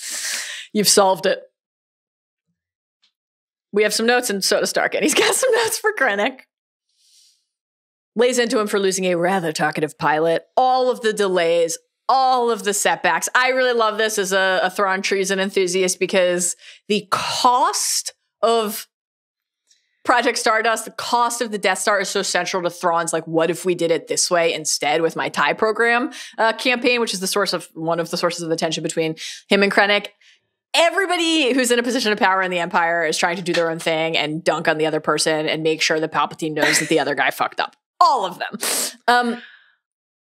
Tarkin's in the words of Partagas, humbling, isn't it? Both of us reminded of our place in the chain of command. Exactly. Coming home to roost for Tarkin. Also, like, when you think about Tarkin being like way over budget, you know, let's talk about like the resources that he had to get from Gorman. And he's like, I'm going to get these resources from Gorman, but first I need a multi-year infiltration, rot them from the inside espionage plan, and then I'll strip mine their planet. Like, think about the budget of spent on berets alone, you know? The beret budget was out of control. Two things that determined the time gap between the prequels and the original trilogy: Luke's age and Krennic's ability to project manage. Yeah, exactly. Not actually. Tarkin says that if word spreads, they're at the goal line. If people start to find out about this, countless systems will flock to the rebellion. I loved this, confronting this idea after Andor, the idea that the Death Star, which is the biggest threat to the planets it's going to annihilate, to the rebellion, to the people it will hurt, eliminate, control, could also be the biggest spark for the rebellion, the biggest catalyst for the rebellion. It's just this very like tangible manifestation of that core Luthen idea and belief and tactic that we've been watching dating back to Aldhani, when he and Mon talked about what was happening, what was unfolding, the shift in circumstance, and he was kind of like, you always knew it was going to be this. Palpatine won't hesitate now, Mon said. Exactly, Luthen said. We need it. We need the fear. We need them to overreact. And then said later, the Empire has been choking us so slowly we're starting not to notice. The time has come to force their hand. People will suffer. That's the plan. We get like a what now feels like an echo, even though A New Hope came first. When Leia, exactly, when Leia is talking to Tarkin in A New Hope and says, the more you tighten your grip, Tarkin, the more star systems will slip through your fingers. So this idea is really stitched throughout all of these properties then. I'm going to need you to do that line again in the Carrie Fisher bizarre English accent that she only does for part of Star Wars. Which she used to talk about in her one-woman show, that she just like came out of drama school and she was like, I decided to try it, and we did it for like one scene. Do you have an impression? The more you tighten your grip, Tarkin, the more star systems will slip through your fingers. Pretty good. Not really, but neither is Carrie Fisher in that moment. A perfect individual with an imperfect British accent that they abandon right away. Okay. Great stuff. I always love going to Wig Watch TM with Joanna Robinson TM and Accent Corner with Joanna Robinson. It's always special. Listen, if Carrie can make fun of it, so could we. It's a good rule. I think that's a good rule. I like that. Tarkin leaves a wide open field. It does, absolutely. Tarkin tells Krennic, Palpatine's like, somehow he's going to return, but still he's busy now. He's out of patience, right? We're on a schedule. We're on the clock. No further delays are going to be acceptable. Tells him, you have made time an ally of the rebellion, which is honestly pretty sick. That's a good burn. Good. I like that. Coming off of Andor, going from I can't protect you, Leo. That moment that we loved, that moment Chris loved between Krennic and Partagast, to Krennic having to really confront what Partagast kind of winked at. Yeah. Save the sermon for Palpatine. Like, this You're in movie trouble is too. basically Krennic save the sermon for Palpatine. Mhm. I am trying to tread water for one final second until I drown, until I'm just sucked under. I love that specific connection with Krennic, and just more broadly, this pattern. Krennic and Dedra. Dedra and here. Dedra and Blevin. All of the cogs in the Imperial machine who are threatened by the person next to them or across from them, who align and work together only to tear each other down. Mm-hmm. Scrambling and scrabbling on top of each other to try to get Daddy's notice, and Daddy is the Emperor. Daddy Scrabbling on top of each other to try to get Mommy's notice was part of the Cyril Dedra. Yes. Turn out the lights, right? That was, okay. Just making sure I'm keeping the canon straight in my head. Just the heel of one shoe in a thigh. That's all Mallory was hoping for, okay? Our listener Sean sent this email actually a couple weeks ago, right? Mm-hmm. And said, watching Krennic's scene in Andor versus his scene in Rogue One, I realized that in the former, he's the most feared and powerful person in every room he enters. And in the latter, he's basically Dedra, which is brutal. Beat. And then our listener Mac, on comparing Our Guy Party to CGI Tarkin, Mac said, having just finished Rogue One after never seeing a single ounce of Star Wars before Andor, I have only one thing to say. When it comes to posh, elderly Imperials with receding hairlines and a tremendous amount of power in highly secretive organizations, Tarkin isn't fit to wipe Partagaz's boots. Wow. Give me a kindly yet firm professor who coaches and supports his students / subordinates instead of trying to steal their glory over whatever Tarkin's deal is any day. Even if the professorial discipline is, quote, imperial fascistic order, and the glory is, quote, constructed successful Death Star. P.S. While I still don't love the aggression with which Krennic booped the top of Dedra's head or smushed her skull, I get it now. Tarkin seems like a real dick, and from what I gather, neither Palpatine nor this Vader guy are much better. This Vader guy? Mac, welcome to Star Wars. Holy shit. Incredible email. Yeah. This Vader guy is an all-timer. Reminds me of way back in the day in Ringer Star Wars Slack, when a Ringer colleague who shall remain nameless got spoiled in Slack.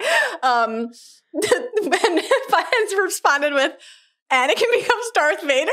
You never know when someone is going to watch Star Wars for the first time. So you're going to have to tell me later who that was. I will. You didn't cross paths, but I still will tell you. Andor being now, I can't stop thinking about what it would be like if Andor was the first exposure to Star Wars.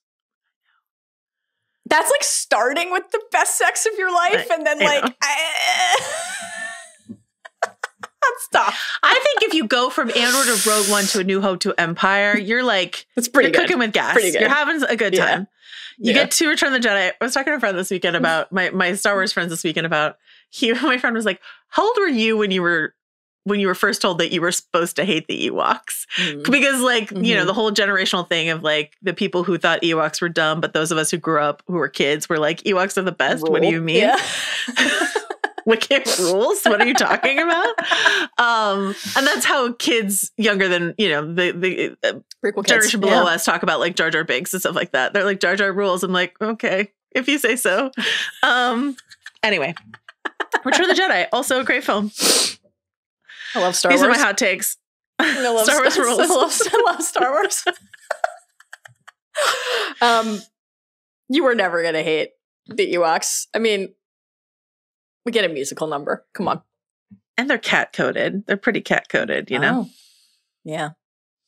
This is the thing I'm most looking forward to with Mandalorian and Grogu is getting to revive our Grogu as a cat, not a dog.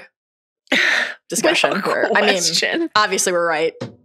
We know we're right. I know we know we're right. But it's been a little while since we've gotten to For tell a second, there was a little that. like skip on my heart because I thought you were going to say you think there's going to be a musical number in Mandalorian and Grogu, and I got very excited. Why not? Grogu could definitely perform a musical number. Future Days, a little song from Jyn to Grogu. I would lose you. All right, back to Rogue One. Tarkin says it's time to test the weapon. And he'd like to make sure Krennic knows that Palpatine and Vader will not be present to spare Krennic any potential embarrassment. Great stuff. Savage. Brutal. Tarkin says to only hit the Holy City, Jedha City. We need a statement. We're not doing a planet. Right. Not a Just manifesto. a city. Yeah. Save the manifestos for Nemec. Yeah, don't you dare. Let's converge on Jedha. Holy site. Pilgrim Moon. Being strip mined of its kyber. Saw is here. The Empire is here. Tubes Jyn and Cassian and Tubes is here. Everyone's about to be here. Jared is here. Let's cluster first just these Saw Bodhi scenes. Saw's men, including the Icon Tubes, take Bodhi into custody, and Bodhi is imploring them. He'll later implore Sly's like, I defected. I came here. They didn't bring me to you. And to everyone, he's imploring them, we are all on the same side if you just see past the uniform. Now, this obviously connects to like a kind of core focus inside of Andor. Can the people fighting for the same side, either side, find a way to get along, find a way to coexist, find a way to believe in each other? And you have that, will we all be able to like make ourselves stronger if we unite side of it? But then it was hard to not think about the warnings that are also issued throughout Andor, like Cassian warning Rylance on Gorman in season 2. Feeding false information is what they do. Like, Saw is one of the most paranoid characters we ever spent time with in Star Wars. Right. Seeing the way that seeps into the rest of his crew, like, feels like a very partisan specific thing, a Saw Gerrera specific thing. But this idea of like, can we trust the guy who came from the Empire and told us to trust him? You kind of get it. But also, if they can't find a way, then how are they going to move forward? It's this fascinating tension. Once you've been betrayed by Pluto the Cutie, like, how do you ever come back from that? You know what I mean? Lingers. The sting lingers. Are you still sure that Pluto was bad? Are you sure? I like thinking about this, comparing this to like the way they're treating Bodhi here versus the way we see Cassian and like Naya talk at the beginning of season 2. It's like, how do you use someone who's turned? How do you greet what's not exactly the hero's welcome, right? That Bodhi was hoping for. Right. Like, you know, how do you welcome someone into the resistance, or how do you torture them with the Borgullet? You know, there's like a couple ways you could go. Deceptions. Borgullet. Borgullet will know the truth. That's Naya was on my mind in another sequence, actually, though, also involving Bodhi, when he and Jyn have a little bonding moment over Galen, and Bodhi shares what Galen told him. That was a real, like, you're coming home to yourself moment of Galen imparting that belief in Bodhi that it wasn't too late to try to be better. I loved that. This, like, our listener Ben had an email about this, like, that we get that moment, but Ben is like, Ben was saying, I rewatched Rogue One prior to the premiere of season 2, and as I watched it with the eye of knowing there would be a prequel, there seemed to be a backstory with Jyn Erso and Bodhi the pilot. Jyn Erso, for reasons we don't get, trusts Bodhi enough to give the message to him, and Bodhi, for reasons we don't get, chooses his risky mission and defects from the Empire. I think there was a lot there that could have been explored in the final arc, and it's something that's seemingly clearly set up in the movie. Obviously, I'm glad we spent the time with the characters we love from season 1 of Andor, but I'm a little disappointed we didn't give our guy Bodhi some screen time. So, like, would I have loved to have seen, this is me, Joanna, talking, would I have loved to see Riz Ahmed in Andor?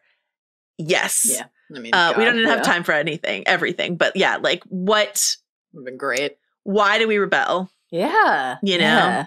What is the thing that tips us over, which is the whole question of Andor. And the question here for Jyn. Right.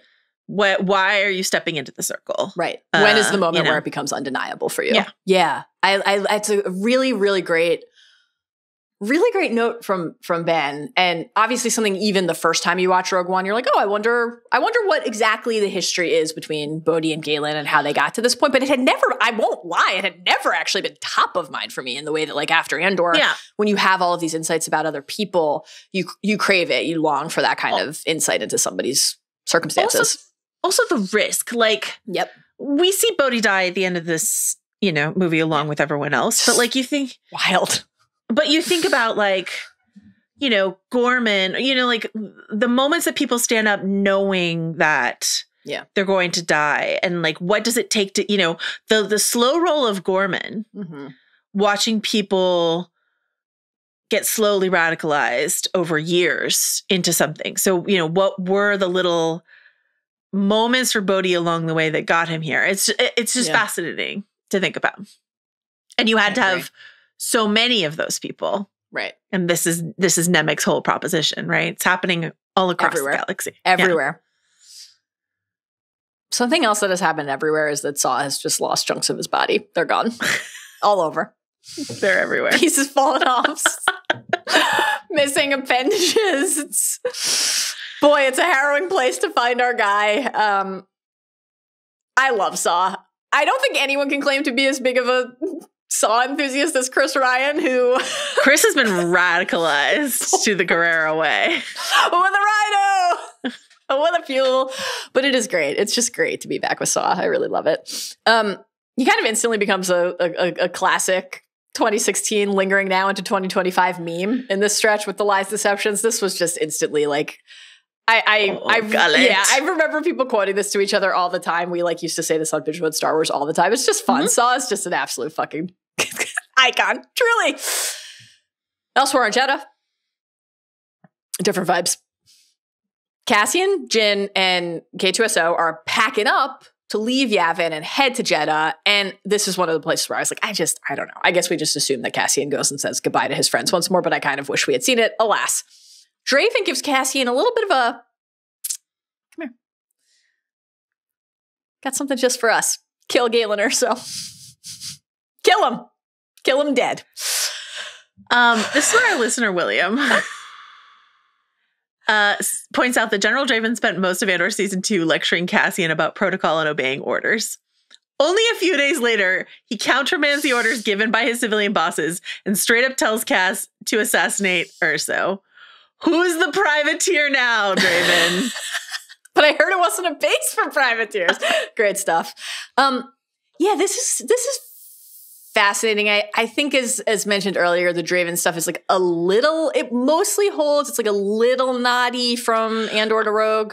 I mean, I will say that there's like a number of little like side conversations between Draven and Cassian. Yes. Around, the base. Like that, so that like, Draven and Cassian have a side conversation is something we saw right at the end of the series. But like, and everything, yeah, but like it was more for me. It's more for me later, like his position in the council, actually because of what he does here, because of this, like the privateers joke in the email, sort of like, why isn't he like saying it with his chest? To quote my beloved former colleague Shea Serrano, when all the senators are fucking embarrassing themselves at the council, like I feel like Draven at that point should be like, this is probably the thing we should do. That's the part where I like bump a little bit. Yeah. Him pulling Cassian on the side to be like, we're the spies. Like, let's do some spy shit.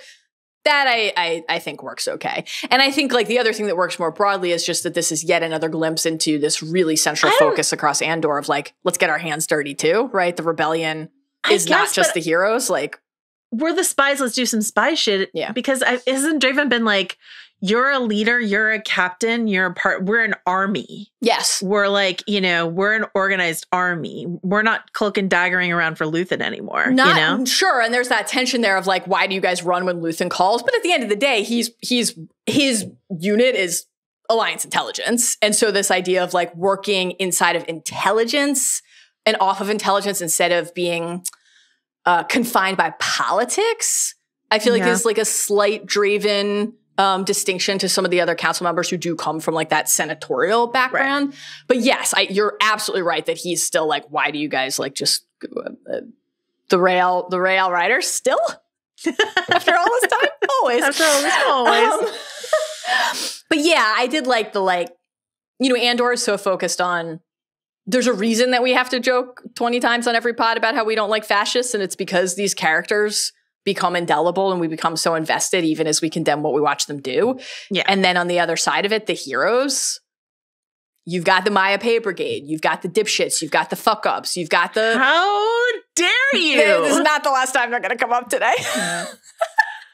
You have the characters, like Luthen is a guy You don't know what they did. You don't know, A, who survived, and B, what key thing they did on Scarif or otherwise. Where was this earlier when Chris was like, who from Rogue One do you wish had been in Andor? You could have turned it around and said, who from Andor do we wish had been in Rogue One? Why are we not talking more about the Maya Pay Brigade? Okay, so we just have like a few notes, and it's the Will edit, the Tarkin edit, the Maya Pay Brigade edit. I love it. I love it. I love it. I also love watching K2 and Jyn get to know each other. Great stuff. High comedy always. Signature wit on display. And great little explanation here from Cassian about his reprogramming and how everything he just says whatever comes to his mind. I did find it odd after the safe house rescue on Coruscant that Cassian is not allowing K2SO to carry a blaster. Listen, strange. The Gorman memories run deep. You know what I mean?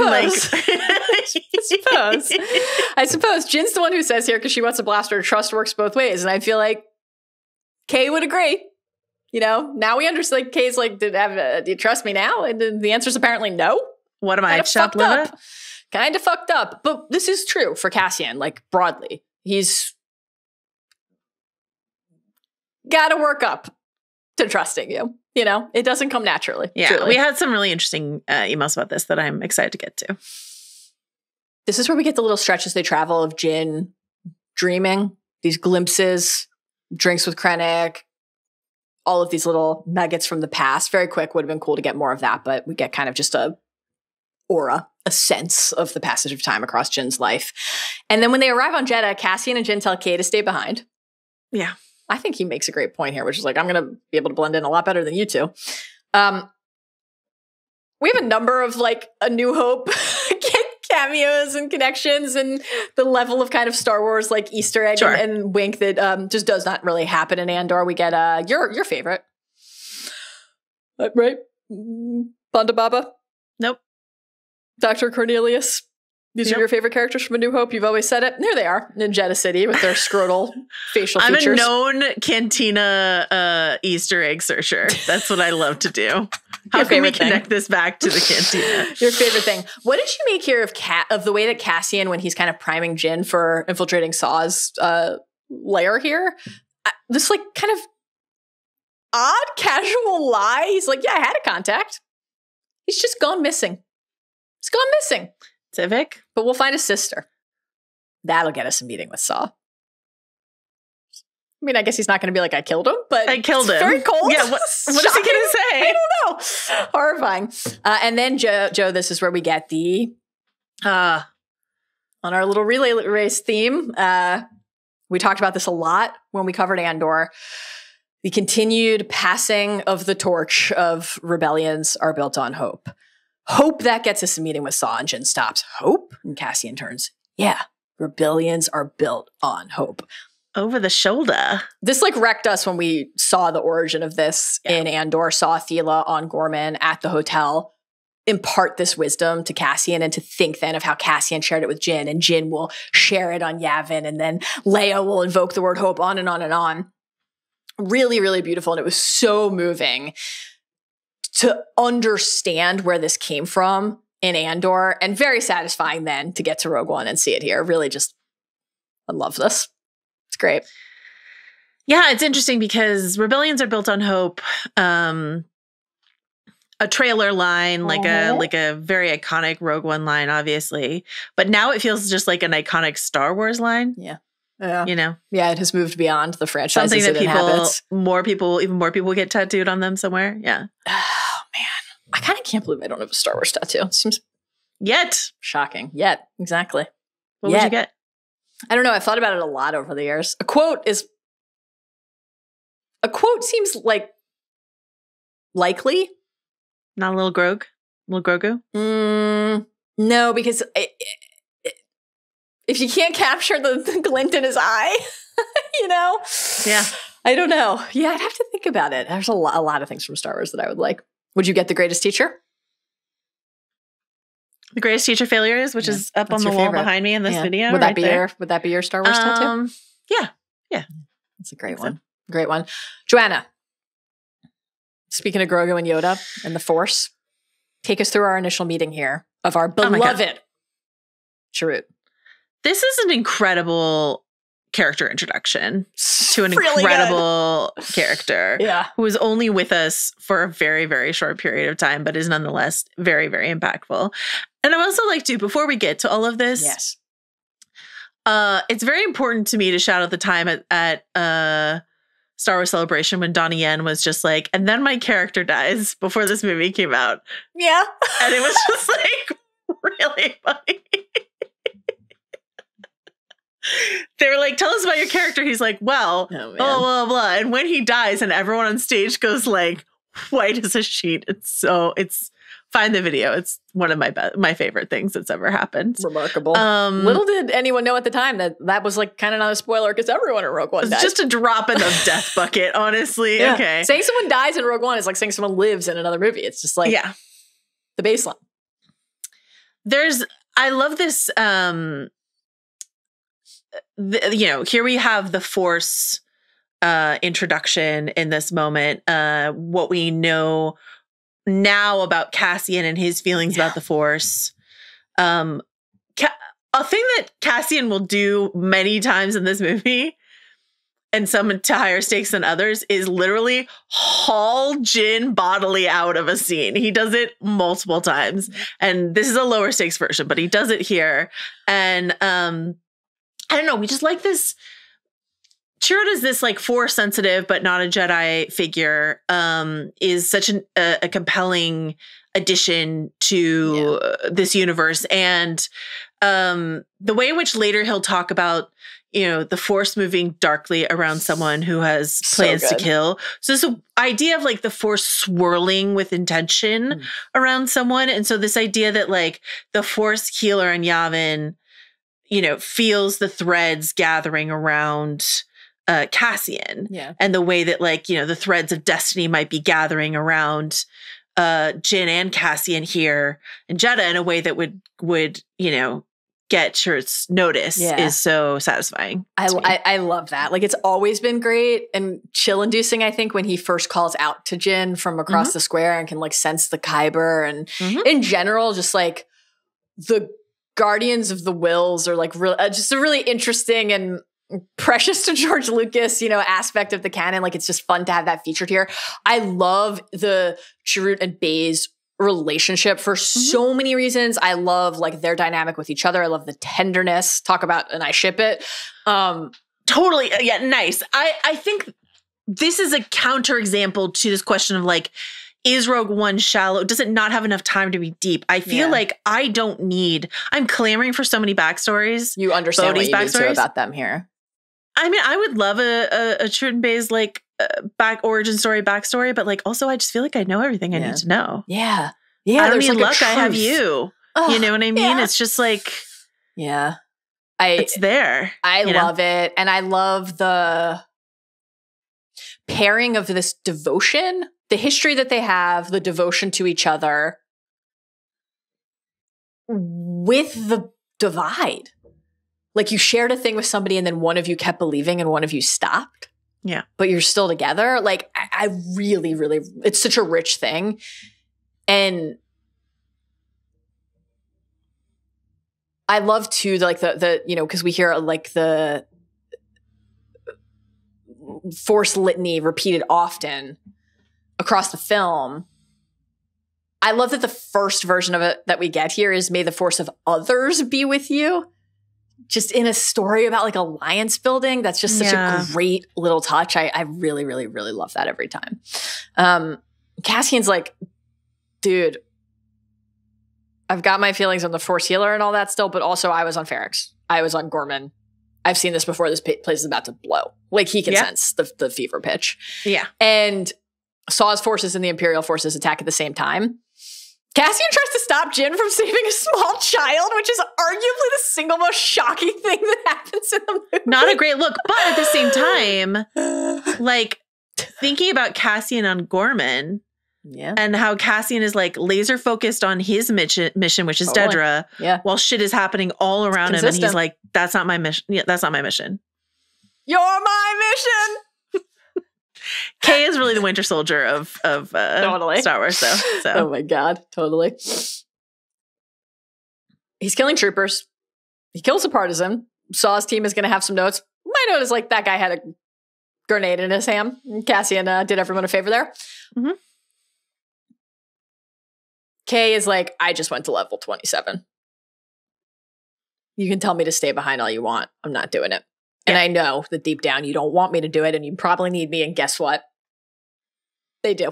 They do. Once again, Cassian needs K2SO, who arrives just in time. Did you know that wasn't me? Always gets me. It's really good. Yeah. Sure. Yeah. Definitely. We've definitely been together long enough for me to know exactly which like dents and dings you have in your armor. Sure. And Chirrut immediately comes to their aid. Like just the generosity and the compassion and the desire to help and unite. Wonderful. Tells the troopers, let them pass in peace. They're not going to do that. And so here our guy goes, I fear nothing, for all is as the Force wills it. Hey, stop right there. He's blind. Is he also deaf? What does he say about like, watch your foot or whatever as he like jams his staff into his foot? Oh my God. It just does the full Matt Murdock here, Joe. I mean, it's just annihilates them. This is one of my favorite pieces of Star Wars choreography, full stop. So good. It's very good. I love later when he's using, you know, he's attuned, as you noted, but also he's like, let me check the weather and check the wind, and then uses the crossbow to take down a TIE fighter. That's fucking sick. But yeah, this is gorgeous. It's like balletic. Oh yeah, absolutely. This is why you hired Don Yen. So good. Absolutely beautiful. Yeah. Cassian asks Baze, is he a Jedi? No Jedi here anymore. Only dreamers like this fool. The Force did protect me. I protected you. Thinking inside, I don't need luck. I have you. Like that's what it is, right? Yes. Like there's no difference necessarily. Like the Force protected me because the Force brought you here to be with me, to protect me. So would you say it's the energy between all things? I think it connects us all. You know, luminous beings are we, not this crude matter, something like that. Back in the day, watching Rogue One, I always used to think about this. Just you know, Jyn is somebody whose mother said, "May the Force be with you," and who received a Kyber crystal pendant. But now, of course, we think of Cassian and the Force hero, like you said, and it just takes on. It takes on extra weight. I like this now through a new lens. That's the thing is like through the lens, I care more about Cassian. I'm focused more on Cassian moment than I am on Jyn, and that's. I think it's just a true thing. It's just a fact. Yeah, just a true thing. Saw doesn't give a shit about Cassian though. Nope. Saw did not watch Andor. Saw did not watch Andor. Neither did Admiral Radis, despite being in it. I've got some notes for him later. He's like, she did it. Disney Plus, Hulu, Netflix. We are the streamers. Oh my God. The content. You know? Dude. Hell yeah. What streamer is Saw's favorite? What do you think? Paramount Plus. Oh yeah. Oh dude. Saw's a big Yellowstone guy. Big Sheridan-verse guy. Yes. Yeah. I hate to tell you. Oh my God. Incredible. Cassian and Chirrut Baze all wind up in a cell. This is where our guy Chirrut is like repeating his refrain, and Baze is just befuddled, like tells Cassian he's praying that the door is going to open. Chirrut says it bothers him because he knows it's possible. And this made me think specifically inside of the Force Healer sequence of Bix going back to their home and sees Cassian is like, it's better, isn't it? The shoulder of the blaster burn. Must be confusing. Like when a doubter, a skeptic is confronted. It's like when you use red light therapy and you're like, oh man, does work. Does it work? Yeah. Never tried it. I see a lot of stuff online though. You should get like you should deck out a full room in your house with red light panels just standing there for everything. Cures what ails you. Should I, to pass no the free time? ads. This is not sponsored by any specific red light panel list. How should I pass the time while I'm in there just quoting Saw Gerrera to myself? This is where you can listen to the watch in the bath, or you can listen to the watch while standing in your red room. not to be confused with I like 50 Shades of Grey. Yeah, true. Great. Dracoff, not welcome. I'm beginning to think the Force and I have different priorities, Joe. Cassian says here. We talked about this in Andor. The next thing he says makes no sense at all when they're talking about we've been in worse cages than this one, and Cass says, "This is a first for me." It's just simply it just doesn't make sense. Yeah. Canon breaking. That's fine. Let's move on. Shattering. I'm logic pretzeling this to myself as like it's not the time for him to go into this full backstory and life's history with these in essence strangers. But the disconnect with Narkina and everything before that aside, I do like when Trut says to him, there's more than one sort of prison captain. I sense that you carry yours wherever you go. Just this idea of what Cassian carries with him and how it shapes him. This idea of wherever you go, there you are. And also this idea of like Marva talking about this place inside of her head that she's created that no one can find her. And this idea that like at this point, Cassian has created a prison, which is the opposite of what Marva has created inside of her own head and is carrying it with him always. Marva. Miss Marva. Maybe that's the tattoo I'll get. The little photo of Marva that they had on Mina Rao. That's absolutely not what you're going to get. No? No. You could get a text from Marva's speech, but you're not. You could get a tattoo of B saying "Mama Marva" is I think as close as you would get to getting a portrait of Marva. I love it. Okay, it's time for Saw and Jyn to reconnect. Mm-hmm. He can't believe she's here. She's pretty angry that he left her behind. Again, as we discussed, he's like, yeah, I had a lot of heat on you. It was bad for me. Got to put the cause before anyone else, whether it's you or Pluty the cutie. And he kind of channels a little bit of the Luth and Lonnie energy here. I think of you daily. I told you I think of you all the time, and I do. But he's also channeling his inner Admiral Akbar because he is pretty sure that this is a trap, that Jyn is there to kill him because of the timing of all of the other things unfolding around him. Very tough stuff here to see our guy Saw in this state. And yet he manages, as he always does, to have a very focused political conversation despite the subsuming nature of his swirling paranoia. He asks, like, do you care not about the cause? All it's ever brought me is pain, Jyn says. You can stand to see the Imperial flag reign across the galaxy. It's not a problem if you don't look up. Here is where I was thinking of our guy Perrin. I love this. Tell me. Who says in his speech, trouble and disagreement will arrive without summons. There's no choice in this. There's no effort required. You simply stand still and the galaxy will deliver a basket of fresh anxieties to your door without fail. But Perrin's counsel is don't look up. Right. Chase joy. Also, I love this. Your favorite character, Skeen. As played by Evan Musbacher in the Aldani arc. I am genuinely a huge fan of both Skeen and Perrin, as you know. When Skeen, and the fact that like Jyn is reminding me of Skeen and Perrin lets you know she's a character on an arc, and we love a character on an arc. Yes. Skeen and Perrin never got to arc further than their lowest selves. Skeen, when trying to convince Cassian to split the money with him and take off, right? Yeah. Says, oh, I'm a rebel. It's just me against everybody else. Where would that put me? 40 million credits is enough for me to forget all about you. Don't play the high mind with me. You're not here to save anybody but yourself. I saw it the first minute you came into camp. You're like me. We were born in the hole. All we know is climbing over somebody else to get out. And you think about like Jyn literally down in that hole at the beginning of the movie, like the way in which Cassian and Jyn and a number of other characters have had, as Cassian will later tell her, like, you're not the only one who lost everything. Some of us just did something about it. Yep. I would just say, Cassian, it took you a minute to get there. You're pretty fresh to this doing something about it. Yeah. You know, he says, I've been in this fight since I was 6. And to a certain degree, that's true. And he does stand up and go. But like, he has this whole stretch where he's just like gun, you know, a gentleman thief, a gun for hire sort of thing. You know what I mean? Like, and he's not, he's not a rebel until we see him go on that arc inside of Andor. And Jyn does it in a shorter little span of a movie. But like, I love the Skeen and Perrin callouts. Cassian, that aspect of Cassian's arc was on my mind, and specifically that conversation between Cassian and Marva in that great scene between them in season 7 of episode 1, when she says people are standing up. This is after Aldhani.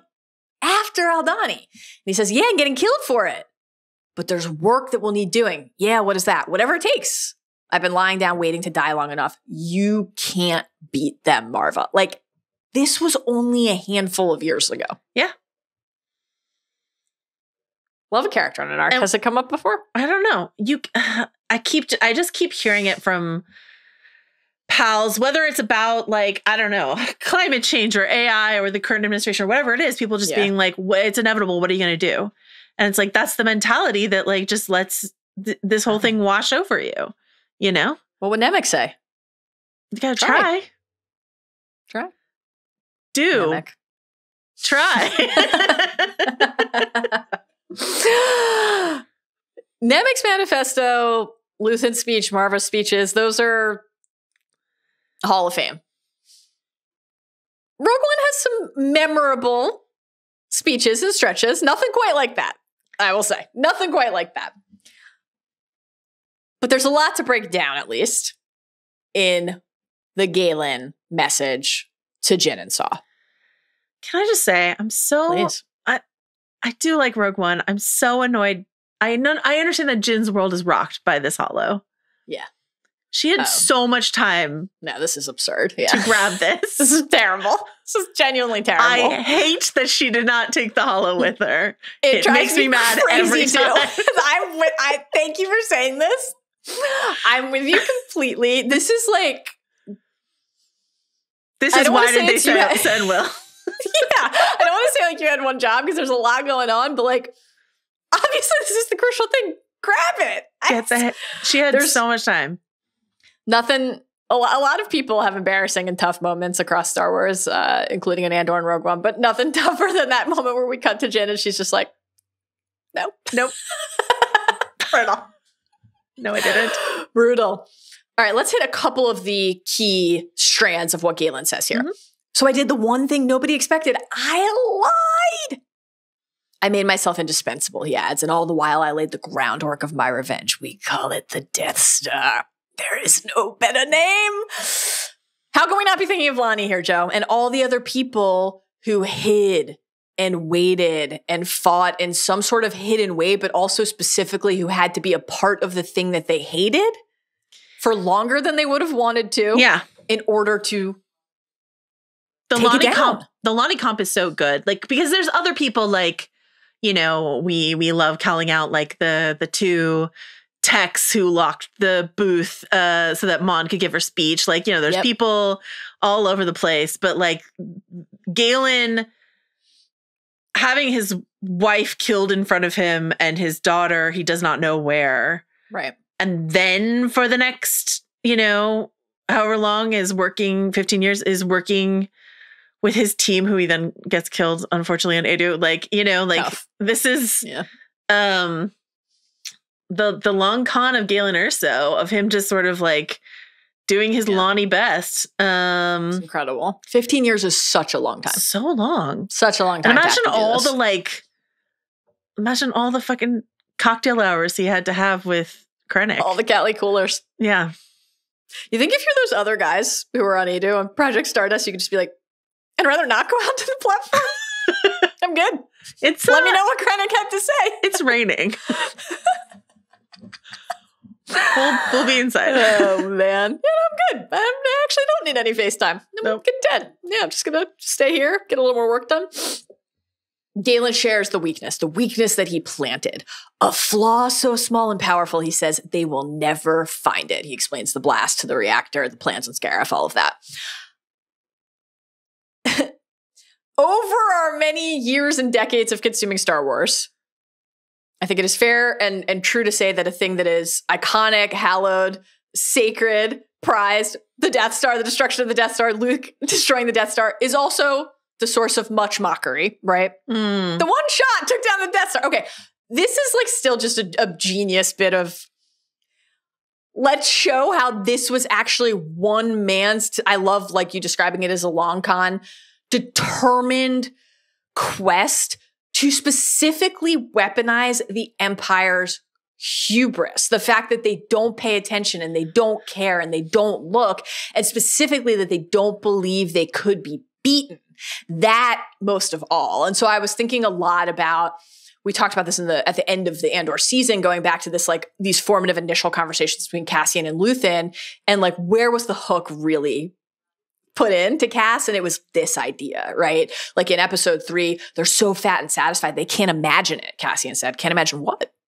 That someone like me would ever get inside their house, walk their floors, spit in their food, take their gear.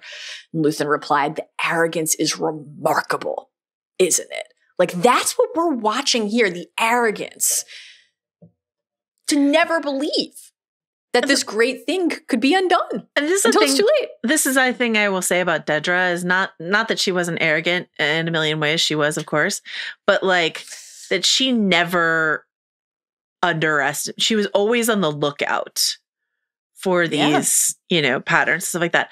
It's funny. I had part of that quote elsewhere, but I had it like when Cass and Jyn put on the Imperial uniforms. Mm-hmm. Yeah. And Cass says, to steal from the Empire, what do you need? A uniform, some dirty hands, and an Imperial toolkit. They're so proud of themselves, they don't even care. Like, it doesn't even occur to them that I would walk into their house and steal their shit. That's a great spot for it. And especially because, like, K2SO is, it's one of the many never tell me the odds sequences. He's like, this is how many people are going to be in our way. We're never going to make it. It's like, we put on the uniforms, and also we're going to have Melshi detonate some charges. Yeah. They're all going to go run to deal with that. Scrambling. And we'll be okay.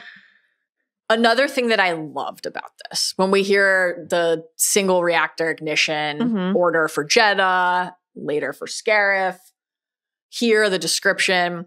We've all seen A New Hope a million times. We know that they're hitting the reactor. It's causing the chain reaction.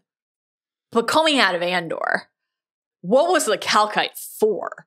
To coat the lenses in the reactor? This is such an enriched aspect of Star Wars to me now, that Gorman, the place that was destroyed in order to take this thing, to build this heinous machine, that the Gore were there inside of it, helping to take it down. Like, I just love that. Love that. And just all of the people. I love Luke, but all of the people other than Luke were really important. And again, that's this happen. It's a different relay race. There's the Lonnie information relay race. There's the like hope rebellion is built on hope relay race. And this is like the scientific plans relay race. The like the chink in the armor relay race. Yeah. There's a lot of personal stuff in here too. A lot of words from Galen for Jyn, his pride, his longing, how hard it's been, this deep sorrow that he has that, as he says, so much of my life has been wasted. And I was really struck by, again, this parallel for Cassian and Jyn, both of whom, first of all, I mean, Galen is still alive here. Jyn, we'll get to see him. Marva is dead, but who got to like hear these things from their parents who had been absent from their lives in this hollow form, like to get to hear this voice from beyond the grave, or the grave you assumed was a grave, like just what an amazing thing it would be, a boon to hear their wisdom and get to learn from them and feel that encouragement like one more time. I love that. But just also like the substance of it, I was thinking back to that moment like that I love and that we both love from the end of season 1 when Brazo, no stone for Brazo. No stone for Brazo. God damn it, Joanna, no stone for Brazo. We got an email from a listener who's like, don't you think that Bix put a stone for Brazo on Mina Rao? I hope so. It wouldn't be a Ferrix brick, but that's okay. Ferrix stone and sky. I bet she found a suitable stone for Brazo on Mina Rao. It's not a place, it's a people. I love it. Asgard. What did Brazo tell Cassian from Marva? Tell him he knows everything he needs to know and feels everything he needs to feel. And when the day comes and those two pull together, he will be an unstoppable force for good. Tell him I love him more than anything he could ever do wrong. Gets me every fucking time. Jesus. This is Jyn's version of hearing this from Galen. This message could have gone anywhere. It could have been intended to anyone, but he is saying to Jyn, who just said to Cassian, to Saw, this isn't really for me. You're the one who can do this. And like, you're the message. And I think what's so interesting, you know, we had listeners email us about this idea of like, again, it's about backfilling. And this idea that like Jyn is the message and Cassian the messenger, and they're like, I love that union is so interesting to me. But like also from like a storytelling point of view, we're going to get to Eadu shortly, and how Andor has radically changed my feelings about that sequence, which is actually a sequence I've always kind of been frustrated by. Because when, you know, Galen dies, and it matters to me that he gets to see Jyn, and it matters to me that Jyn gets to see him. Like that matters emotionally. For sure. But he doesn't give her any information because we got a hologram download, and that's better. You know, I have so much to tell you then is not about like an information download. It's about like your mother liked her tea this way, or like whatever it is, you know, like there are things that are shared in a family that I want to talk to you about. It's not like I have so much to tell you about the calcite coated lenses. That's how the lift in the Citadel Tower works. Yeah. But I think that, it's so smart to put this here rather than make Mads sort of choke it out on a rain-soaked platform, you know? Yeah. Just to have it come out in hologram form. I agree. While Jedha is exploding around them. Okay. Intercut with this holo download, we get these shots of the Death Star firing up, blotting out the sun, striking Jedha City.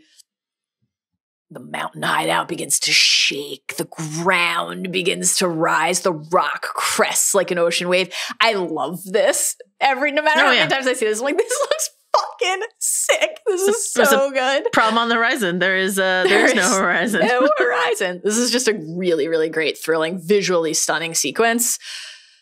Our friends flee. Jyn, infamously not taking the holo, as previously discussed on this very podcast. Saw refuses to go. He says, save the rebellion, save the dream. He unplugs, unhooks, unfastens the Rhino, spreads his arm wide, and is claimed by the blast and the rock around him. It's interesting, given that Cassian was part of Luthen's crew, and Luthen and Saw were always butting heads, that like, even for Saw, Cassian was the messenger at the end of the day. That's like a fun little tie there. I also just like this moment for Saw, which always kind of frustrated me. Because you're like, why is he staying, not leaving? Yeah.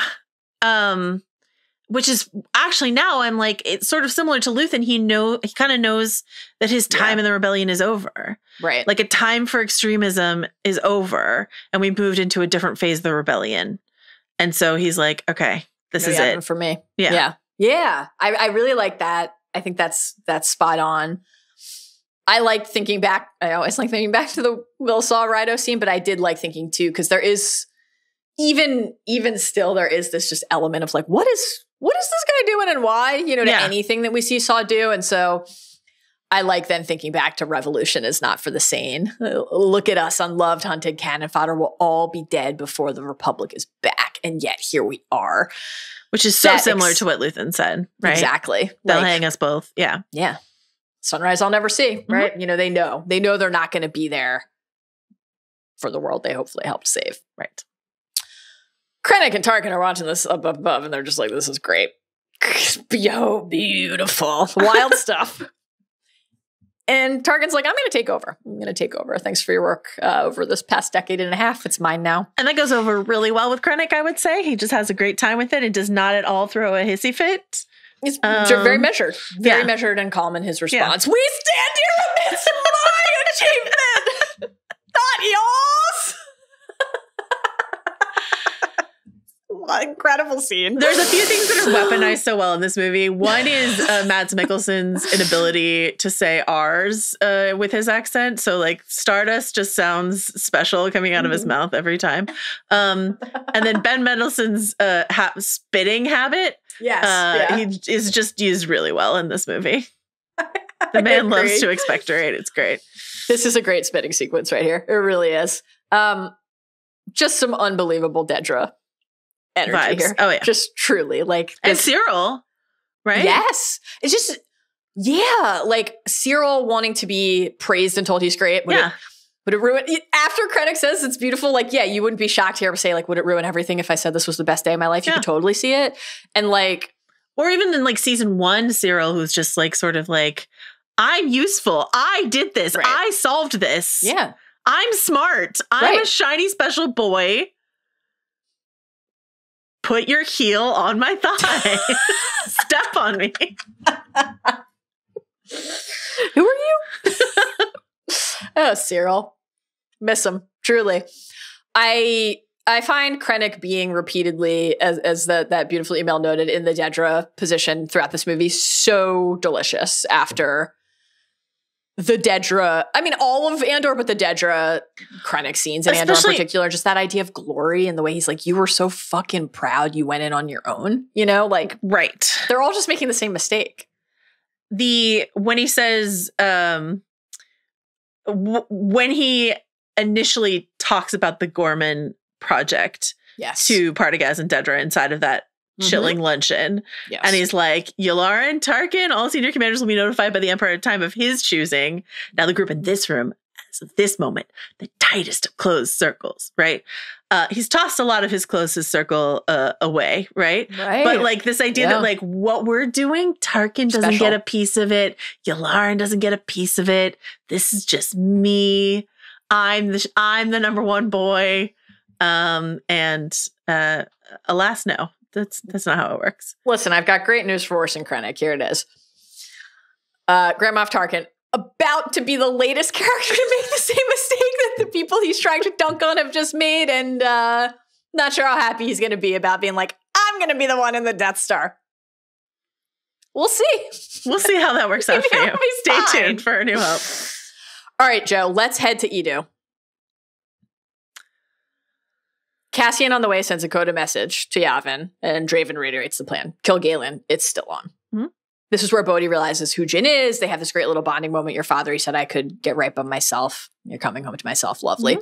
But Bodhi is like, is it too late? A lot of people on the U-Wing here, before it crashes, are having a little bit of a crisis of faith. And how could they not? They just saw the Death Star strike and annihilate Jedha City. Yeah. Baze is quite deflated by what he just witnessed. He thinks it is too late, but not Jyn, because she has seen what the Death Star can do. This is her. This is undeniable moment. But also, she has heard from her father. She has heard this message, and she has seen the shape of his sacrifice, seen how hard he tried and what he worked to do. So how could she not, to channel Nemik, try as well? Like, how could she not? Nemik, so top of mind here in this scene. And she defends her father to Cassian. She says, you're wrong about him, right? And Cass is like, he did build it, which I was really fascinated by on the tail of Andor, because one of the moments that I loved so much at the end of Andor was Cassian defending all of Luthen to the council. Like, not just the good shit, but like that whole fucked up mix, right? I know the good and the bad, but none of that can take away from what he did and how hard it was. And he says it's insulting to hear him run down by people who have given a fraction of his sacrifice to this rebellion. Galen gave quite a sacrifice to the rebellion too. I think it makes sense, though, that you are able to offer that grace to someone you know really well and maybe not to someone else. But also, would we say that technically Cassian also helped build the Death Star on Narc Kingdom 5? Technically.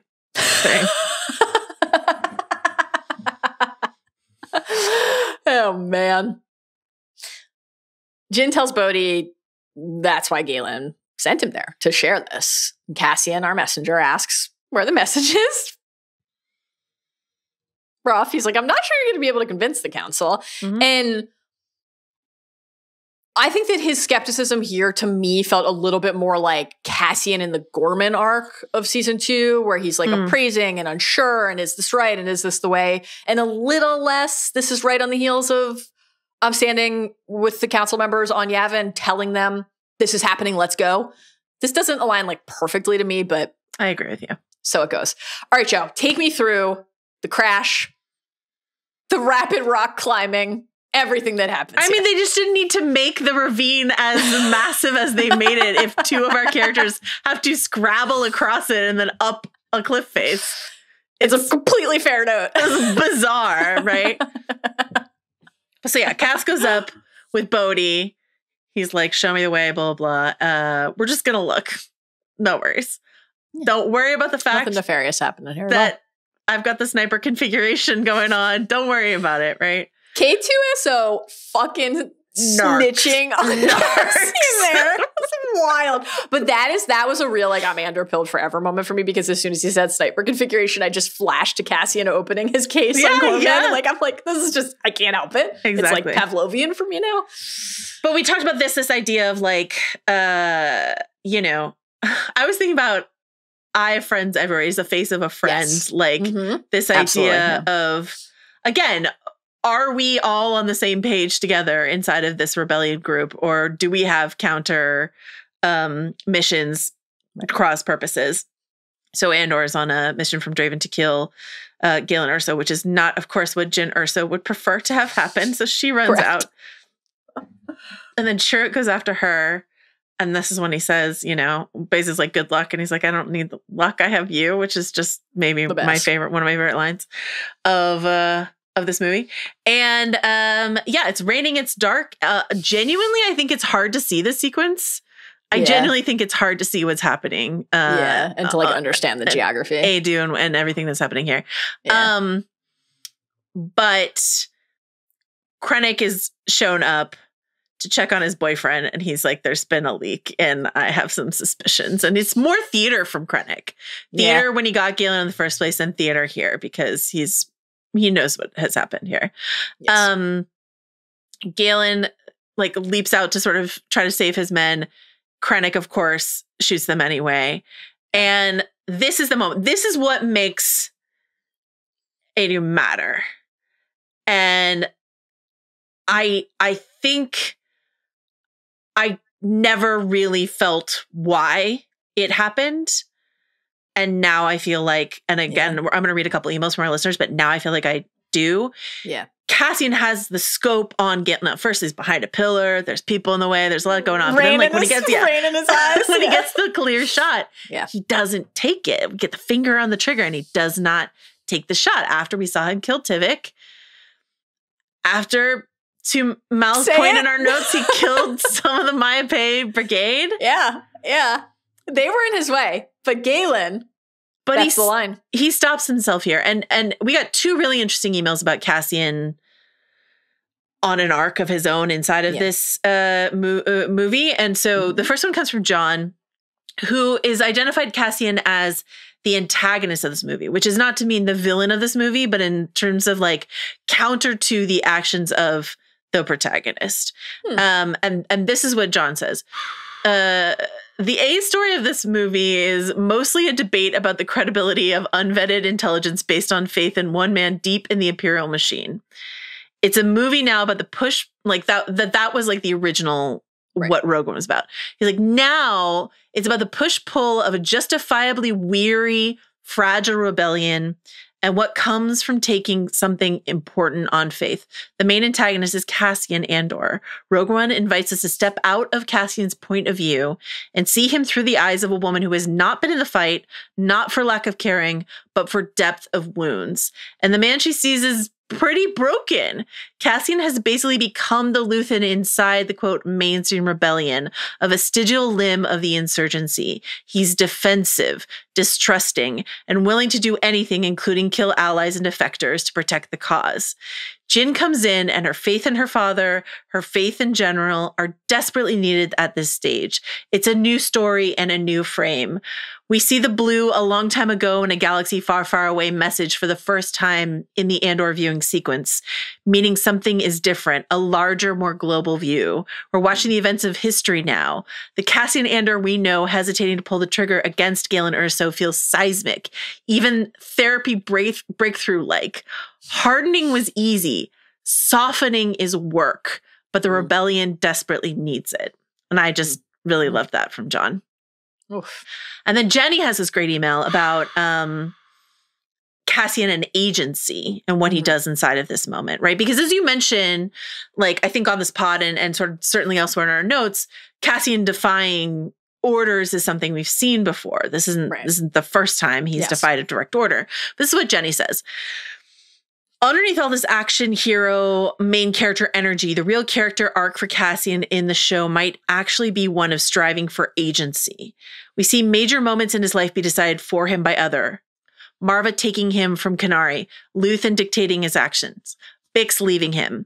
And we also see that in every moment Cassian seems to be taking matters into his own hands, he's actually just reacting, killing the corpos, retaliating against the troopers for Clem, orchestrating a prison revolt, wanting to walk away from the struggle. These decisions are ultimately driven from the top down by the Empire's suffocating grip.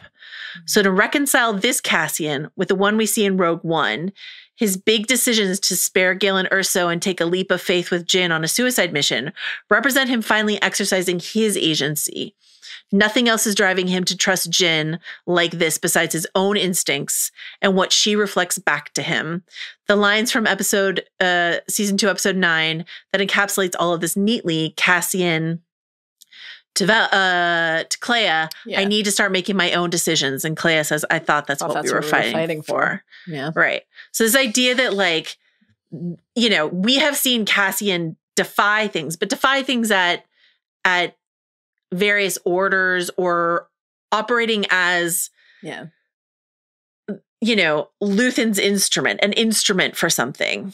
And here is Cassian as Cassian and Jyn as Jyn meeting each other in this moment. I love this idea that John has about this idea of soft, like we watched Cassian calcify in necessary ways for certain times in the rebellion and learn certain lessons from Luthen. Right. And then what is needed from Cassian here now is that defrosting, that softening, and that idea of like opening himself up to concepts like the Force that he was so resistant to and stuff like that. And so opening himself up to the Force, taking agency, I really like Jenny's point about that, but also again, inside of that leap of faith, that Force-like leap of faith, giving yourself up to the cosmic forces. I'm an atheist, so I don't always believe in this sort of stuff, but same, you know, inside of this world, this idea of like letting the Force use the Force, Luke, let the, you know, put your viewfinder away and use the Force, let the Force guide you, is this, you know, key element of this Death Star arc that we're watching across two seasons of television and 2 movies, you know? Yeah. Oof, man, I love all of that. It feels like the difference between I don't want this, I asked you not to do this, I'm going home, you can stay if you want, with the Force healer, and a little nod. Yeah. It was only ever a little nod. Yeah. But like, that's all the difference in the world. Right? Yeah. I really love that. That's fascinating. And so why did what better thing then than it's apparent, right? Yeah. Like, why did we come here to this planet inside the plot of this movie? Right. We don't get anything plot-wise that helps us. We literally had to crash the U-Wing to steal the Imperial cargo shuttle. But there could have been a shuttle depot elsewhere. I mean, the fact that it is such a key character moment that already existed inside the movie, but is just now laden with all of this history and other characters. What's, you know, I think the greatest gift for Rogue One after Andor is the final moment of Cassian's life. No question. Yeah. What is Cassian thinking about at the final moment of this movie for him? B. Bix, the Force healer, Marva, you know, Nemec. Like, what is he thinking about?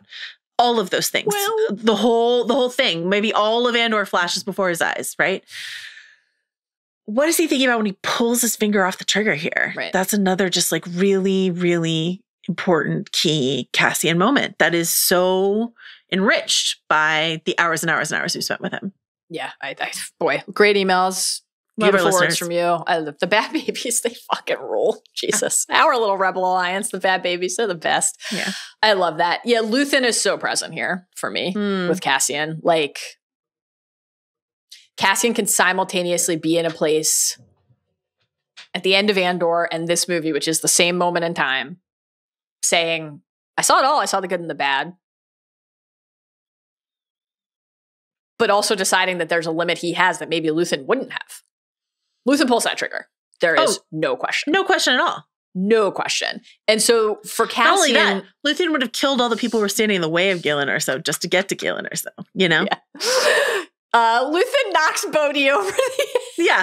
Luthen uses those like little bombs that he had, you know, and just blows up the platform entirely.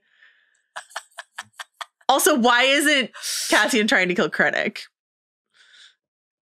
You know what? That is a fucking great question, and I'm going to now think that the line in Andor where they leave we should have like, killed Krennic. Krennic is kind of a little he never wink puts his to scope. this. Like, Krennic is right there, and he never is like, well, I'll get this guy while I'm at it. It's a really good point. This guy who sucks. Oh, man.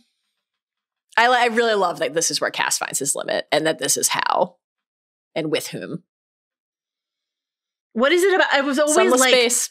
watching Rogue One, I was always like, what is it about Jyn? Yeah. I felt like there were holes in the story of like, what is it about Jyn that turns, other than like, she's awfully hot, which she is. Like, what is it about Jyn that turns things around for Cassian? And now I feel like it works for me. Yeah. Yeah. He didn't get to hear Luthen say like the sunless space. I made my mind a sunless space line, but I feel like he knows he shares his dreams with ghosts. He's like, I gotta have a limit. It's there. It's this. It's that. Yeah, I'm with you. This is a much richer sequence now after Andor. Much. K2, the U-Wing's toast, but he fixed the comms. He radios in and he's like, Alliance Squadron on the way. Yeah, bad news. Cassian has spotted Jyn. He's like, call him off. It's too late. It's too late. They're engaged. I guess. I don't understand. I know. Can't they just not fire? Can't they turn the ships? Very odd. Yeah. Because like Draven's like, call them back. And the guy on the comms is like, they're engaged. And I'm like, but they're not firing yet. What? Call them on the radio. Is reception bad on Eadu? Maybe. Yeah. Like in an Imperial frequency zone. Could be that. Sure. Could be like, well, Cassian can reach them, but don't worry about it. It's fine. We're here. They've spotted us, so we might as well try to kill them. Could be that. Yeah. They could have done it. It's a series of great notes from you today. Sorry. I mean, I do like this movie, and I don't mean to nitpick it to death because there's a lot of great in it. But we love to pick nits. Proud rewatchables tradition here. True. I think that Cassian refusing to imperil Jyn here is like some real like I won't leave you, Cassian Clea, Coruscant energy, right? She's like, Tivik, I'll shoot in the back, but yeah, Clea, I'm not leaving you, Jyn. I'm not going to let them shoot you. I'm not going to leave you. No. Jyn, after the platform takes all of these hits and Krennic kind of skulks away. I'm really sorry for anyone who isn't watching this on video. Didn't enjoy that performance for you. Krennic's on the clock. He's got to go interrupt Vader's Bacta bath. Jyn and Galen have the moment. They have this moment. And I was like so interested in this now through the lens of Cassian not having his family reunion. With his sister. Not finding his sister. Yeah. Not ever getting that. It's just like, yeah, not everybody has this moment. Not everybody has the chance to. He doesn't get to see B. He doesn't get to say goodbye to Bix. He doesn't get to say goodbye to Marva and like in a more meaningful way than he did. His dad, his sister, like who does Cass get to say goodbye to? No one. Jyn, holding Jyn tight on the beach, right? Like, I guess he and Kay got to share a quick radio message, but it ended with Cassian being like, Kay. So I don't know that there was like total closure there. Yeah. Oh man, Joanna. This is one of the stretches where he pulls Jyn away, as you noted, and it's time for a fairly tense flight back. I just want to say, Kay saying to Bodhi, "You're a rebel now," is like that's good shit. A great Andor Kay rules moment. You know, I like how proud Bodhi looks there. Yeah, Bodhi's great. Sad that everybody had to die. Yeah. Jyn confronts Cassian about clearly going there to kill Galen. And he says, like, I had every chance to pull the trigger, but I didn't do it. I had orders that I disobeyed, but you wouldn't understand that. Orders? When you know they're wrong? You might as well be a stormtrooper. Great stuff. We've talked about this idea a lot already, but obviously Cassian, like, we also got he's gonna go. We got an explicit just following orders in Andor, which we talked about at the time from the ISP. This is like kind of his whole thing. Yeah. But he is not only not cowed by her judgment here, he is very assured. He says to her, suddenly the rebellion is real for you. Some of us live it. I've been in this fight since I was 6 years old. I assume that maybe is the time frame when his parents were killed on Kenari. You're not the only one who lost everything. Some of us just decided to do something about it. You mentioned this line earlier. So we just know now so much more about everything fueling this, right? Like, do something about it, that it wasn't always true for Cassian, as we've already talked about, that it had to become true, that he had to find people who helped him make it true. The journey that Jyn is on now. Seeing Cassian in the Luthen role here, he could easily be speaking to himself in the gallery in season 2. Like, and that's what's most important, right? How it goes for you. What's most important is the cause. Kill me or take me in. You're in. Oh, but Gorman looks too painful. Bix is too vulnerable. I give you everything. This is everything? Is everything? It's just amazing to see Cassian kind of on the other side of that conversation. And when he says he's lost everything, I mean, what have I sacrificed? Everything. We know what he means. It's all of the people that he and Vel toasted in the finale, and it's all of the people that they didn't, but that we know he has lost and carries with him. So it's a very rich thing to watch after Andor. Anything else on that stretch? Jyn is also here. In her own movie. Stop. It's tough. Joe, we're back on Yavin in a second, but first we have to go to Mustafar. Is there anything you'd like to say about this Krennic sequence that we haven't already kind of hit? I've just never liked it, but politics? People love it, so that's fine. Yeah, I do like it. Yeah. I'm a basic bitch, and the Force choke. None of this feels like Gilroy at all to me. Choke on your aspirations. Choke on your aspirations gets me every time. It does. It does. I do like on the visual front when Vader comes out and his shadow dwarfs Krennic, and we're building to a new hope when we're going to get the ability to destroy a planet is insignificant next to the power of the Force. Like that kind of visual scaling for both of them there is great. I will say we got some emails that for the first time in my life, I'm considering changing my view on the Vader appearance at the end of this movie. To me, that is an uncomplicated, that fucking slaps. Everyone thinks that except for me. But they haven't moved me on Mustafar. No. Okay, fair. Totally fair. Take me to Yavin, where I just think that everybody here should go to coward's jail. The council is wilting in the face of Jyn's update. And it's just tough for like as you pointed out, when we got some of these characters in Andor. Yes. Pomlo and Jebel, that makes it all feel like a part of a whole. I still think Balin Mon could be showing up a bit better in all of this. But this line, what I really bumped on this time, not bumped on, that sounds like I have a problem with it. What really caught my attention this time is, if it's war you want, you'll fight alone. This idea that they're warmongering is coming from the people who are like, let's not do this. Right. You'll incite a war. And the lines we get again and again in Andor, you already cited the Saw one, of like, war is already happening, right? Like the Saw and Luthen in season 1, 30 men plus Krieger. Saw says for the greater good. Luthen says call it what you will. Saw says let's call it war. It's a fucking great scene. Season 2, episode 4, Cassian says, look at this place. We're in a war. Not everybody knows it yet, but it's happening. And Bix says quite memorably a little bit later on, if it's a war and you keep saying it is, and I know that you're right, but if it's a war, it's not up to us what we save, what we lose. Right. So Cassian saying, we're in a war, not everybody knows it yet, but it's happening, is years ago that Cassian said that. So for these chicken shit members of the Yavin Council to be like, stop trying to incite a war. Like, how do you think, what is the rebellion going to do? What do you think this How did you think you were going to stop the Empire? Yeah. Palpatine was just going to be like, I made some mistakes. Yeah. Thanks for pointing it out. Yeah. What? I heard you have a cool jungle planet.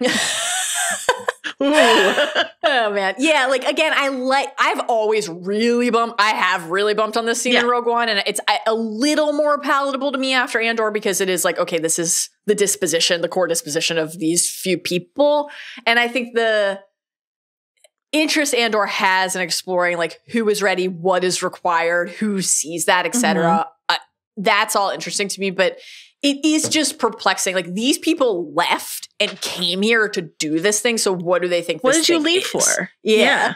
Baffling. Tough. Some great lines though. High comedy in this stretch. Like these people are, oh boy, tough. Yeah. Bail and Mon, they're like, well, we don't really have consensus. It's like, guys, they're going to do some whispering in the hallway soon. It's fine. It's fine. Okay. Hallway whispers. Sounds good. Jyn though. Jyn is ready. Yeah. She's gone from skeptic to evangelizer. Mm-hmm. She's here to preach. Like when Pamela asks, what chance do they have? She says, the question is, what choice? One of the highly quotable moments and lines from the movie. And this is the moment here where Jyn then imparts the lesson that Cassian shared, that Thela had shared with him. Rebellions are built on hope. You're asking us, Pamela says, to invade on nothing but hope. Rebellions are built on hope. The thing that I like most about this now, revisiting it, is that it doesn't work. It doesn't convince them. Yeah. Like she says rebellions are built on hope, and they're like, rebellions are sorry, built on no. hope. Yeah, rebellions are built on hope. She's like, no, actually. Not if everybody is convinced in real time, I actually think it's like less in keeping with what Andor is assessing. But also sorry, go ahead. No, go ahead. Well, hope is so interconnected with faith, right? Yes. And faith is, based on no evidence, right? Believing what you can't see. Yeah. Hope is shreds of evidence, right? And some people need more than others. And once you've got the Death Star plans, then hope grows because now people have some tangible, they couldn't go on faith alone, but now they've got something tangible, that was stolen and transmitted. And we can go, okay, now we have enough to go. Relay race. Relay race. Well, the relay race. I like it too because like this is the thing that we hear so much about in Andor with the closing of the fist. What are they choking out? Like hope, belief, the belief that you could try to challenge it. So even though these are the people who decided to go and fight, the idea that there are still some people who are like, but how could we possibly? What can we do? It's so big. Yeah. How could we combat this thing at this scale, this level of depravity and evil? I like that they have to work a little harder. Relatable. To get people to buy in. Truly, truly relatable. We get a little Hera Syndulla PA moment here. Great stuff for the Rebels heads, or as some might call it, the cartoon. Not the Ahsoka heads. The Ahsoka heads as well, certainly. You're also welcome. Jyn finds the gang. Trut, Baze, Bodhi, they're in the hangar bay. They want to fight, but they don't have the numbers, but someone does. Joanna, who has the numbers? It's Cassian Andor. It's Cassian Andor. He's like, I missed a very important meeting because I was doing this. I don't know the timeline of this, right? Because like Bodhi slips out of the meeting in a way that makes it seem like he's off to report that it's not going well. And so then Cassian has to get people together. I don't know why Cassian wasn't in that meeting, but anyway, he gives a great speech. He does. And this is the best speech of the movie. Agreed. Take me through it. And as he makes it, I will. And as he makes it, when he says we've all done, and we talked about this speech a lot when we covered season 1 of Andor. It's just been so top of mind for us because when Cassian says stuff like we've all done terrible things on behalf of the rebellion, you're watching Rogue One, you're like, yeah, he shot that guy in the back. But like now we've got so much more. What sweet summer children we were. Information, spies, saboteurs, assassins, everything I did for the rebellion, kind of. And every time I walked away from something I wanted to forget, I told myself it was for a cause that I believed in, a cause that was worth it. Without that, we're lost. Everything we've done would have been for nothing. I couldn't face myself. If I gave up now, none of us could. right? So like good. All of you've highlighted here in our notes, like all the times that Cassian quit the rebel, like tried to quit, tried to get out in season 1 and in season 2. But also this idea of walked away from something I wish I could forget. Like I wanted to forget Gorman.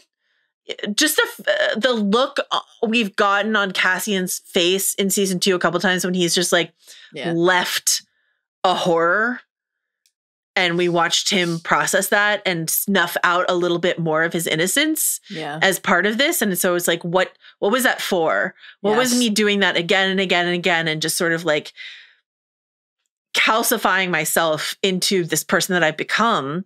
It was for this. And like, if we're going to do this, as Bix would say, like, we have to win, right? Right. I love it. Like, to make it worth it, we have to win. Yeah. We have to. Nemec saying try, Marva saying fight. Hell yeah. Like, all of this is inside of what Cassian says here. It's amazing how many people from the 2 seasons of Andor and from his past we can feel in this speech. Like, all of those lessons and the pain and the sorrow and the loss. All of the I'm not coming backs into the we have to wins. Like, it's just, it is his arc defined and I mean, the end obviously too, but like this is where you feel like, oh, we know who Cassian is and we know how he got here. We know what led to this moment. This is, I think, the single most rewarding moment in the movie. I really agree. And I had this marked for later for like Scarif, but I'll just say it now. I was also thinking of Kino Loy. So Kino says, I would rather die trying to take them down than giving them what they want. You need to run, climb, kill. You need to help each other. You see someone who's confused, someone who is lost, you get them moving and you keep them moving until we put this place behind us. Like, all of these speeches that we've chewed over and savored in Andor are all rattling around in Cassian's head. And that other thing that like Cassian, in the Kino moment, Cassian knowing who needs to be like the voice of this thing, right? Right. It's Kino who has to get on the radio in Narkina. Yes. And it's Jyn who's like the person for this moment here. And Cassian's there with them, you know? Yeah, I love that. This is great. Really, really, Star Wars really is great. And Melchi's right there. Good old Melch. Love him. I assume he's got a hip flask.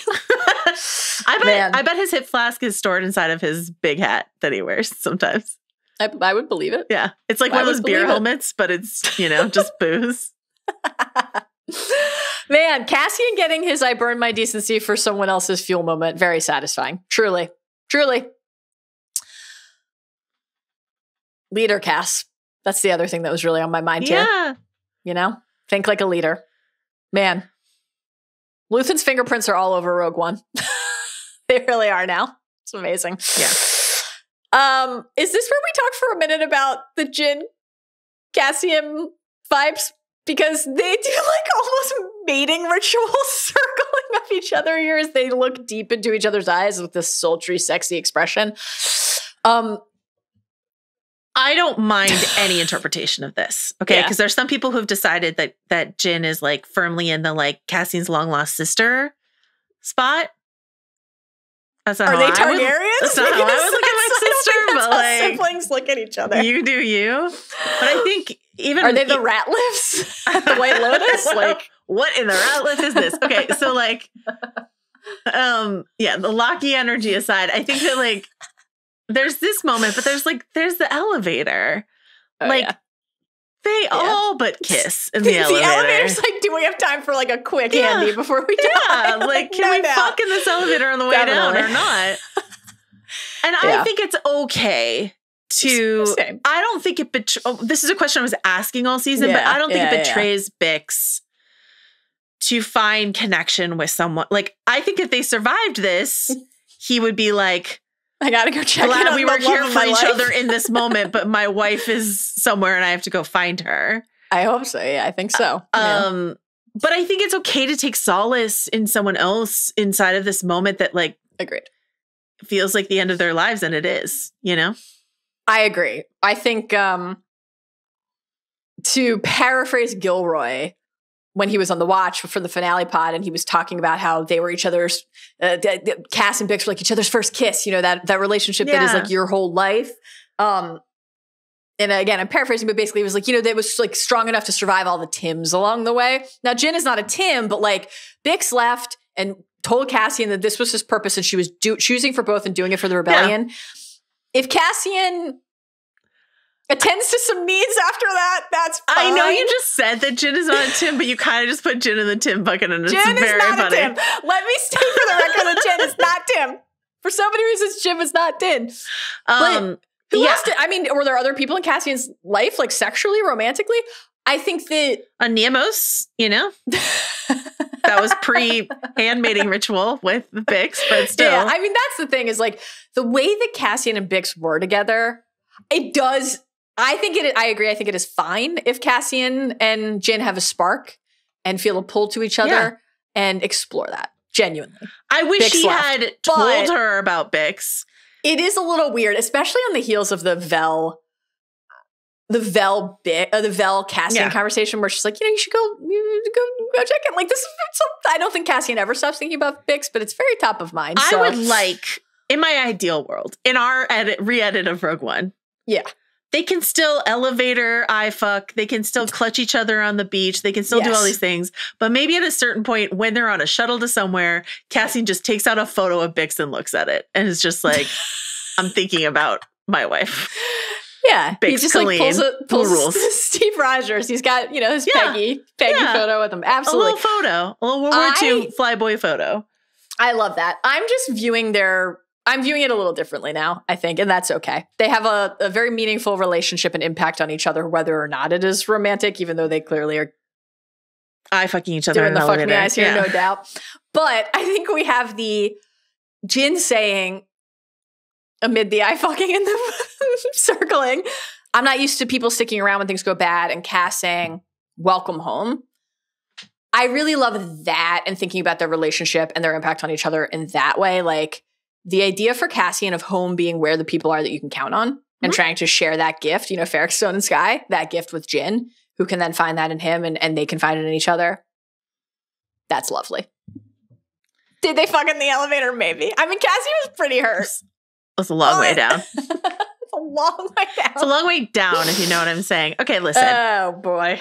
Boy, do I. This is something we didn't talk about in our Andor coverage, but there's a Tony Gilroy voice cameo in Andor that's also here in Rogue One.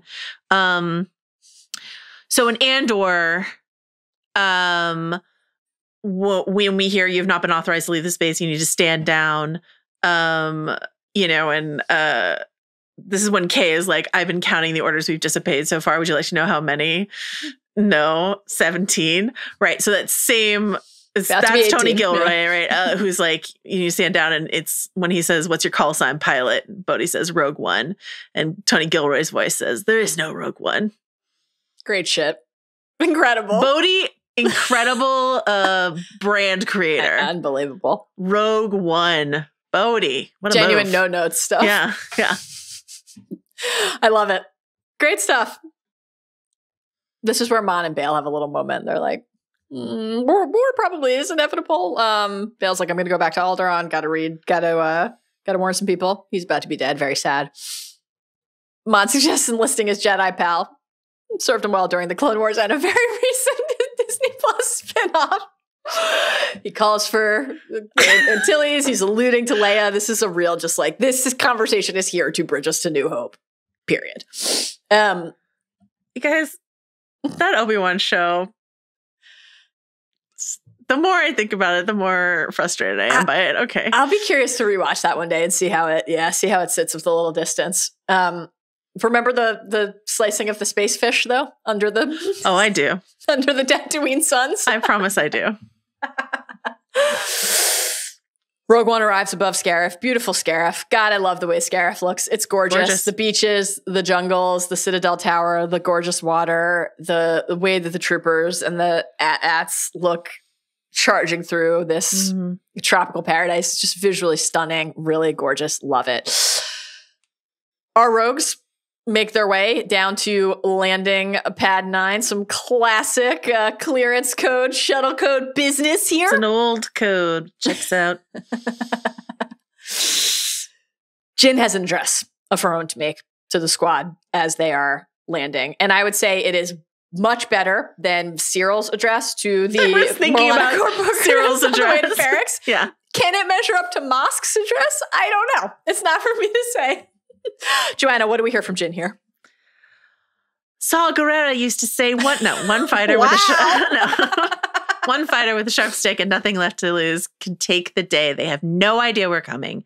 They have no reason to expect us. If we can make it to the ground, we'll take the next chance and the next and on until we win or the chances are spent. So again, I love that. This is the ladder. This is the relay race. This is just sort of like one thing on top of another. One leg at a time. Yeah, one leg at a time. And this is great. This is good. It's just Jyn definitely does not get this best speech of her own movie, but it's good. It's good. Cassius is like a fucking banger even here. He's got a bar. Make 10 men feel like 100 rules. That's like the real Aldani spirit, you know? Yeah. How are we going to do it with just this group of people? Like, they found a fucking way. I love it. I love it. They assign jobs. Bodhi's like, what do I do? Cassian tells him to stay and keep the engine running so then they have a way out, but nobody's going to get out, Joanna. No way out. They're all going to die. No way out. No way out, baby. Oh, man. Painful. Remember at the time how just absolutely revelatory it was that everybody died in a Star Wars movie? What do you mean everyone dies at the end of Rogue One? Yeah, exactly. Unbelievable. Yeah. They punk the inspection team. They take all the unis. Krennic is arriving at the same time. You know, we heard he was due on Scarif, and here he is. Battle of Scarif time. We don't need to go through the beats of this beat by beat, but any highlights that you want to hit? We've got the space battle. Yeah. Radis. Our beloved blue leader, Merrick. Blue Squadron, not everybody, but blue leader, some make it down. So we have the beach battle with aid from the air. And then, of course, we have our tower ascent with Cass, Jyn, and Kay. We have these kinds of like three fronts of the battle. Very classic Star Wars fare there. We got an email from our listener, Andrew, just sort of, again, talking about like Rogue One feeling a little flatter than Andor, given the time constraints and stuff like that. And so this idea that like we're heavily invested in the ground battle, because I personally, and hopefully everyone else, is heavily invested in Bodhi and Baze and Chirrut and how they do. We are heavily invested in Cassian and Jyn and Kay, what they're doing. Sky, you and I are very invested in Blue Leader, but does anyone else, like, we don't have a character in the sky, that we're like deeply invested in. So that's true. Like I think the use of the Hammerhead Corvette to push the destroyer into the other destroyer and then pierce the gate is a deeply sick. Great bit of battle choreography, but yeah. Andrew was citing our critique of, or my critique, I guess, of the Battle of Jackson. To sort of like give us someone to give us a holdo. If you're going to do a holdo maneuver, give us a holdo to care about, Right. Our listener, John, this is a war movie. This is what we get here. And this is like sort of, again, as we talked about at the top with Chris, like this big promise and revelation of Rogue One. Yes. And our listener, John, was talking about the amount of like romance that is injected here, which acts as a bridge between the gritty reality of Andor into sort of the fantasy of A New Hope. So like John says, Rogue One, the Rogue One's crew, they don't die like the insurgents on Andor. They die as romantic heroes, eulogized by Radis, engulfed in a deathly beautiful bloom of a sunrise. Rogue One is already a genre shift from the realistic spy thriller of Andor to the classical war picture / tragedy. Romance creeps back in, and he doesn't mean romance like as necessarily. Romance. Right. He doesn't mean fucking in the elevator. That's what we're here. That's what we're here for, folks. Romance creeps back in with the emotional component Jyn brings with her, and this gives the space for guys like Luke and Han to become leaders and heroes to it. And from there, it only gets more romantic as the plans, the tiny thread that's been in one hand at a time from Lonnie Young onward, are chased by some menacing operatic horror we could not even have imagined in the Andor days. The hot potato ends up reuniting Anakin with his daughter. His droids find Obi-Wan. The children reunite on the secret weapon. The coincidences feel electrified. fateful. The simple dialogue, hard-earned romance for a hard-fought war, now a clear struggle of good and evil. Lonnie's hot potato never drops until the moment Luke, actively participating in the Force, releases his breath and flies away. Andor's power was giving realism to a history behind an epic. And the byproduct is the epic becomes even more so because it feels like now we're participants, we live the history, and are a part of telling the story. Love it. Great stuff. Beautiful. Almost as beautiful as Blue Leader's mustache. Captain Handsome Mustache. Great looking. Ben Daniels. Remember when Ben Daniels shaved on this season of Rings of Power? Man. Boy, do I. Boy, do I. What's better, getting the mustache or the Carabas for the Zeb heads from the cartoon? It's all memorable. I'm always thinking about the Zeb heads. You know me. Anything about the grounds, the crew on the beach that we want to say that we haven't hit? We lose so many of our pals here. I love this is a real relay race sequence with the comms and the master switch and getting the word up that you need to open the gate so that we can transmit. This is just like the idea of an alliance in miniature. Like they literally cannot do it without each other. It's so cool to see that come to fruition here, and the bravery and courage. And just from like a visual, he's afraid that it's the only time it makes me very like the way that they have to like muster their strength to go do all of these things. And I have to say, be it Jurassic Park or anything else, I love when a cord doesn't reach and you need to like figure out what to do. Like I think this is excellent. It's emotional. It's upsetting. They just did a really good job with Baze and Chirrut and Bodhi as like characters I'm invested in and feel the loss of. And Melshi, you too now. You too, Melshi. On the Melshi front, like on the cousin to the idea of a cord not reaching is like, I love when Melshi's like, Master Switch, please describe. Like, I just love that there's room to be like, what am I looking for? What are you talking about? Please describe. Please Kills me every time. Great stuff. The tower. Let's head to the tower with Cassian, Jyn, and K2. Let's head for another climb here, Joe. Mm-hmm. K has to get the map info from another KX units. Data brain scene there. Borderline cannibalistic. We're up. I like the mix of emotions when Cassian and Jyn learn that the fleet did show. Radis came. Merrick came. They're here. That smile from Mon. The joy in their hearts that they have friends everywhere. Like they came, they're here, but also that moment where they're like, we're not getting out of here. And all of those things happening in tandem. Mm-hmm. Really good, really potent. Jyn realizing, finding the right file because it is her. It is Stardust. Gets me every time. She is the message. It's absolutely beautiful. What a wonderful little thing. Even after the hollow and after that moment with her father, here it is, the ultimate proof that he never stopped thinking about her for a second, that he did this for her, that she was the fuel. We're the Rhino kid. We're the fuel. She was that. Like Stardust. Incredible. I just love that. Luminous beings are we. We are Stardust, you know? So good. K2SO's death gets me every time. This is like an incredible final stand for him. Just really unbelievable. And that message, climb, climb. Joe, you have done a beautiful job throughout our Andor pods of connecting this thread, the climb. Namek. Kino. Fuck. Climb. Just hits so hard now after Andor. It really, really, really does. Even like going up to level 27 to get Clea. Like all of it. Oh my God. Krennic goes to the data vault. Now, I don't want to accuse him of a full Dedra because he takes 2 people with him, too. He then does, after they're eliminated, follow on his own instead of calling for reinforcements. So I do think there is some Dedra stuff. You never go full Dedra. You never go full Dedra. Krennic lands a shot on Cassian, and Cass falls. Takes a real hit here, and Jyn climbs on her own. She reaches the transmitter. She needs to go adjust the antenna. The bridge is hit. She's hanging limping. Yeah. It's boy. And then there he is, Krennic. And he hits her with the old Cassian Cyril, who are you? but she's the victor in this moment. Mhm. It's like the exact inversion of how that line functions with Cassian and Syril. This was really fun on the heels of having seen the Gorman sequence. For Syril, when he hears that, it's like every single thing that he thought mattered, the way he lived his life, unravels, right? Mhm. It's like, I meant nothing to the person who was the center of my universe.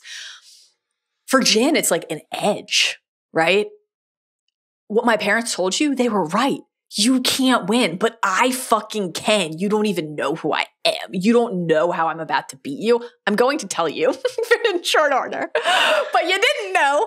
And that's what counts. And the fact that like no one is there with Krennic when Jyn says all these things, because of this hubris, that he had to be there to try to like hang on that last little effort to grab his reputation and hold on to his life's work before it annihilates him. I think It's great. I think also this idea that like you thought you had my father. You didn't. You thought you were important to him. I was the one who was important to him the whole time. Incredible. Hate to bust your ship. Tough way to go for Krennic. Some painful stuff to hear and then see at the end. Cassian emerges, wounded but full of conviction still, and fires a shot into Krennic. Joanna, anything you'd like to note about the blaster?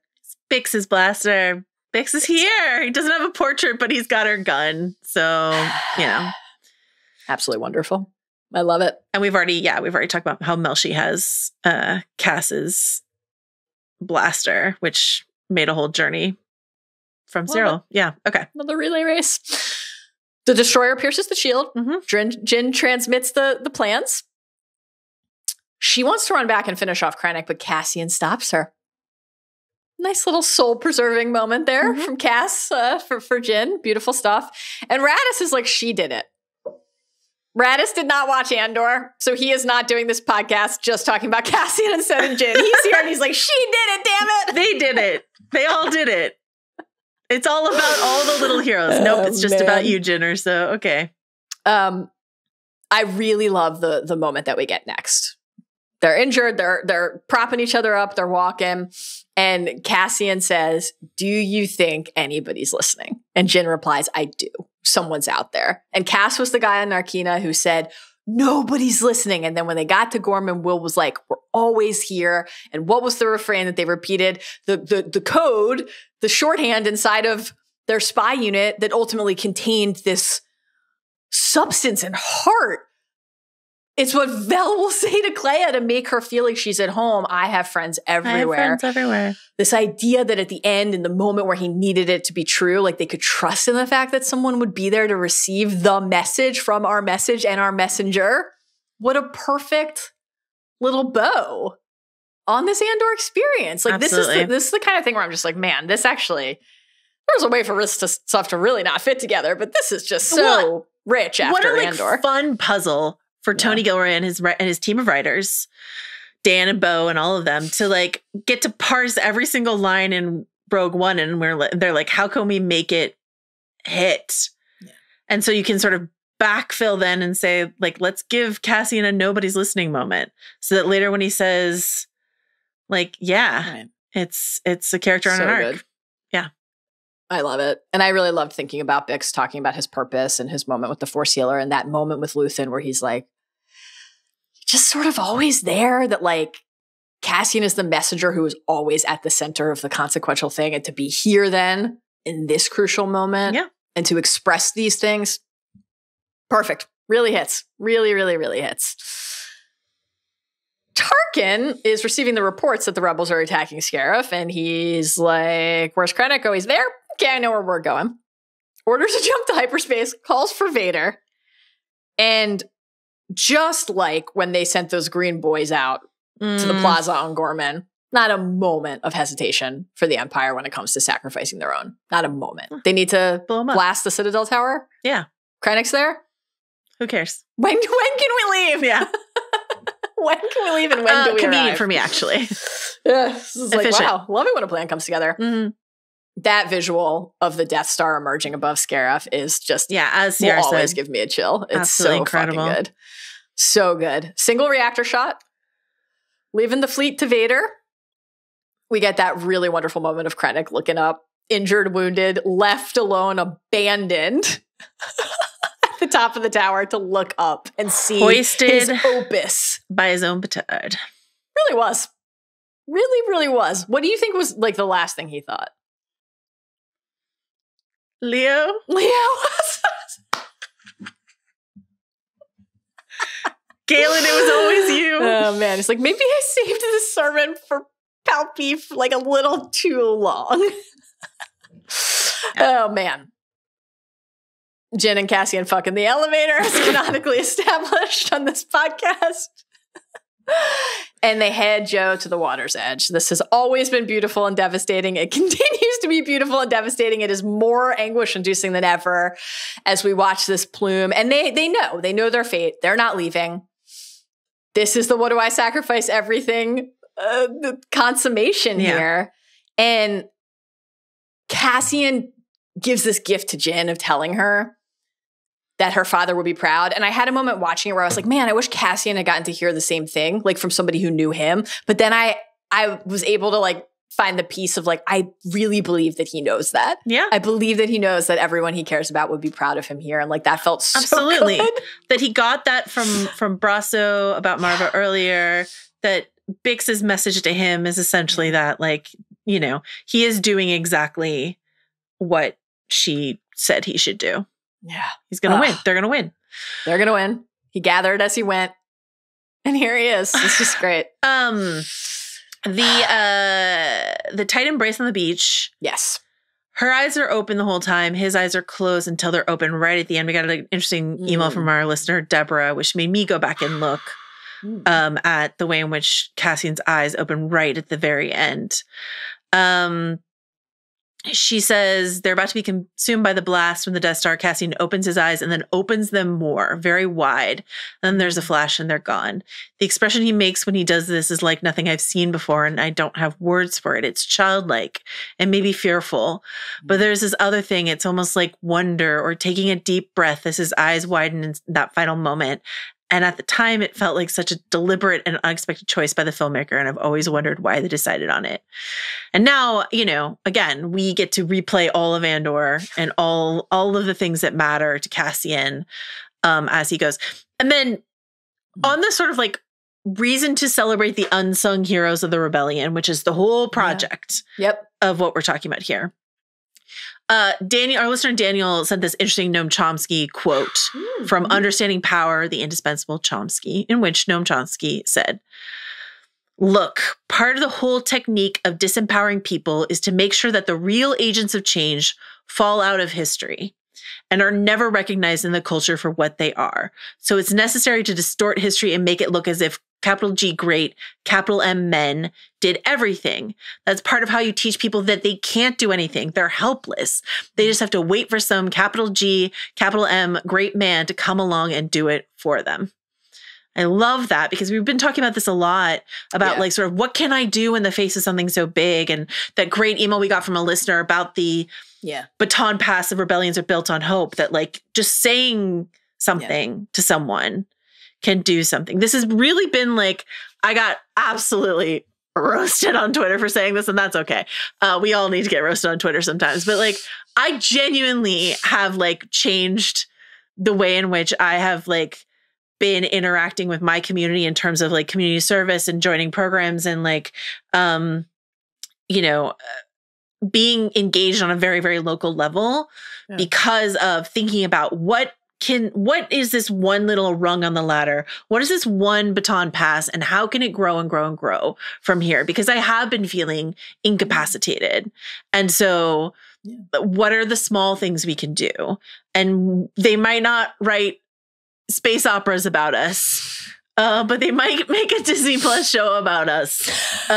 You know, they won't do that either, but that's okay. You know, like we might show up for one line in a Disney Plus show or not at all, but it's all part of it. So, Joe, I love you. You're the best. It's just stories matter, man. They really do. I really agree. I love those emails, and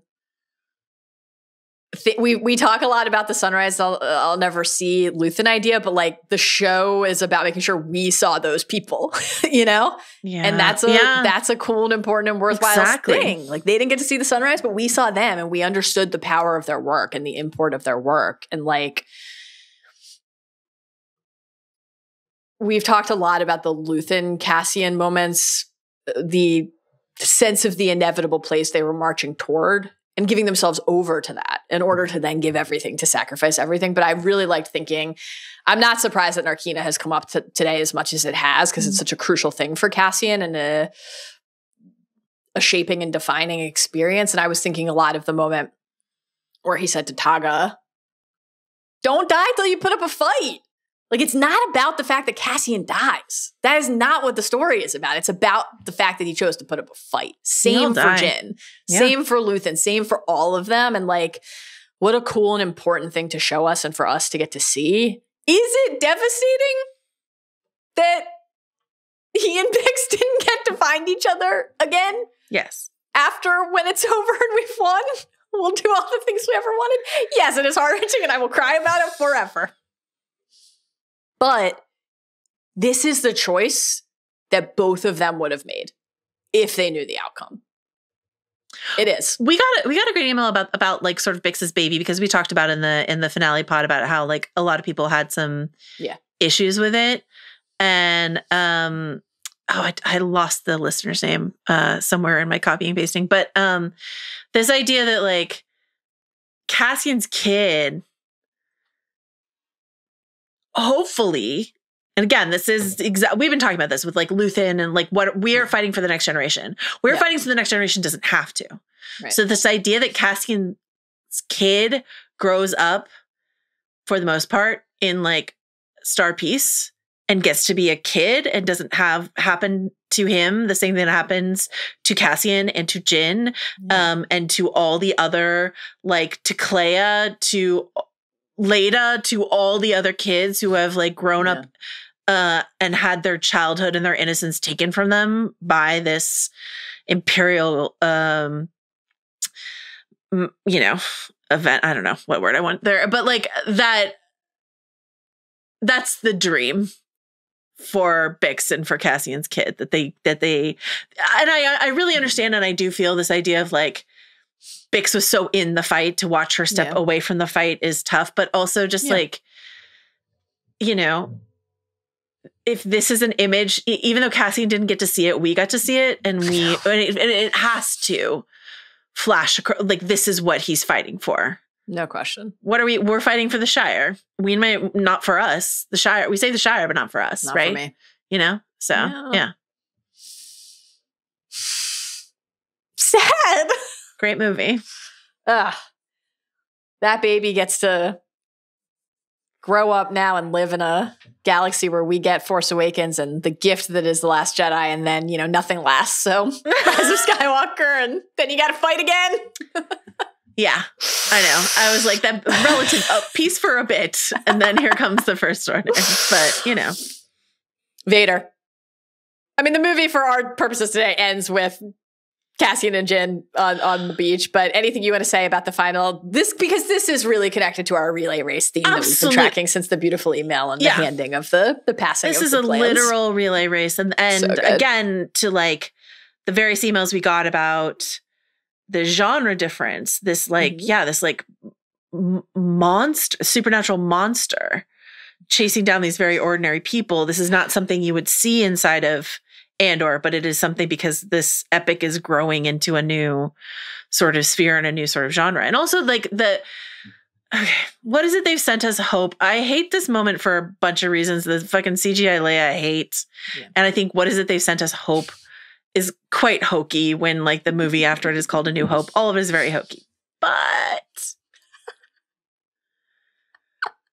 like, when you think about Cassian and all the people that we've already mentioned that fight, all these things, these things that he's been gathering along the way, as you've been reiterating that the Force Healer talked about, like this is the message is hope that Cassian has been just sort of piecemeal picking up from all these people that he has encountered along the way. And so I still don't love it, but I don't hate it as much as I used to, thanks to Andor. But I hate CGI Leia a lot. Yeah, so, the CGI targeted CGI Leia. We'd love a do-over there. We would. We truly would. Oh, Joe, this was great. Remember that the frontier of the rebellion is everywhere. As Nemec would say, what a great 24 episodes and 2 hour and 16-minute movie.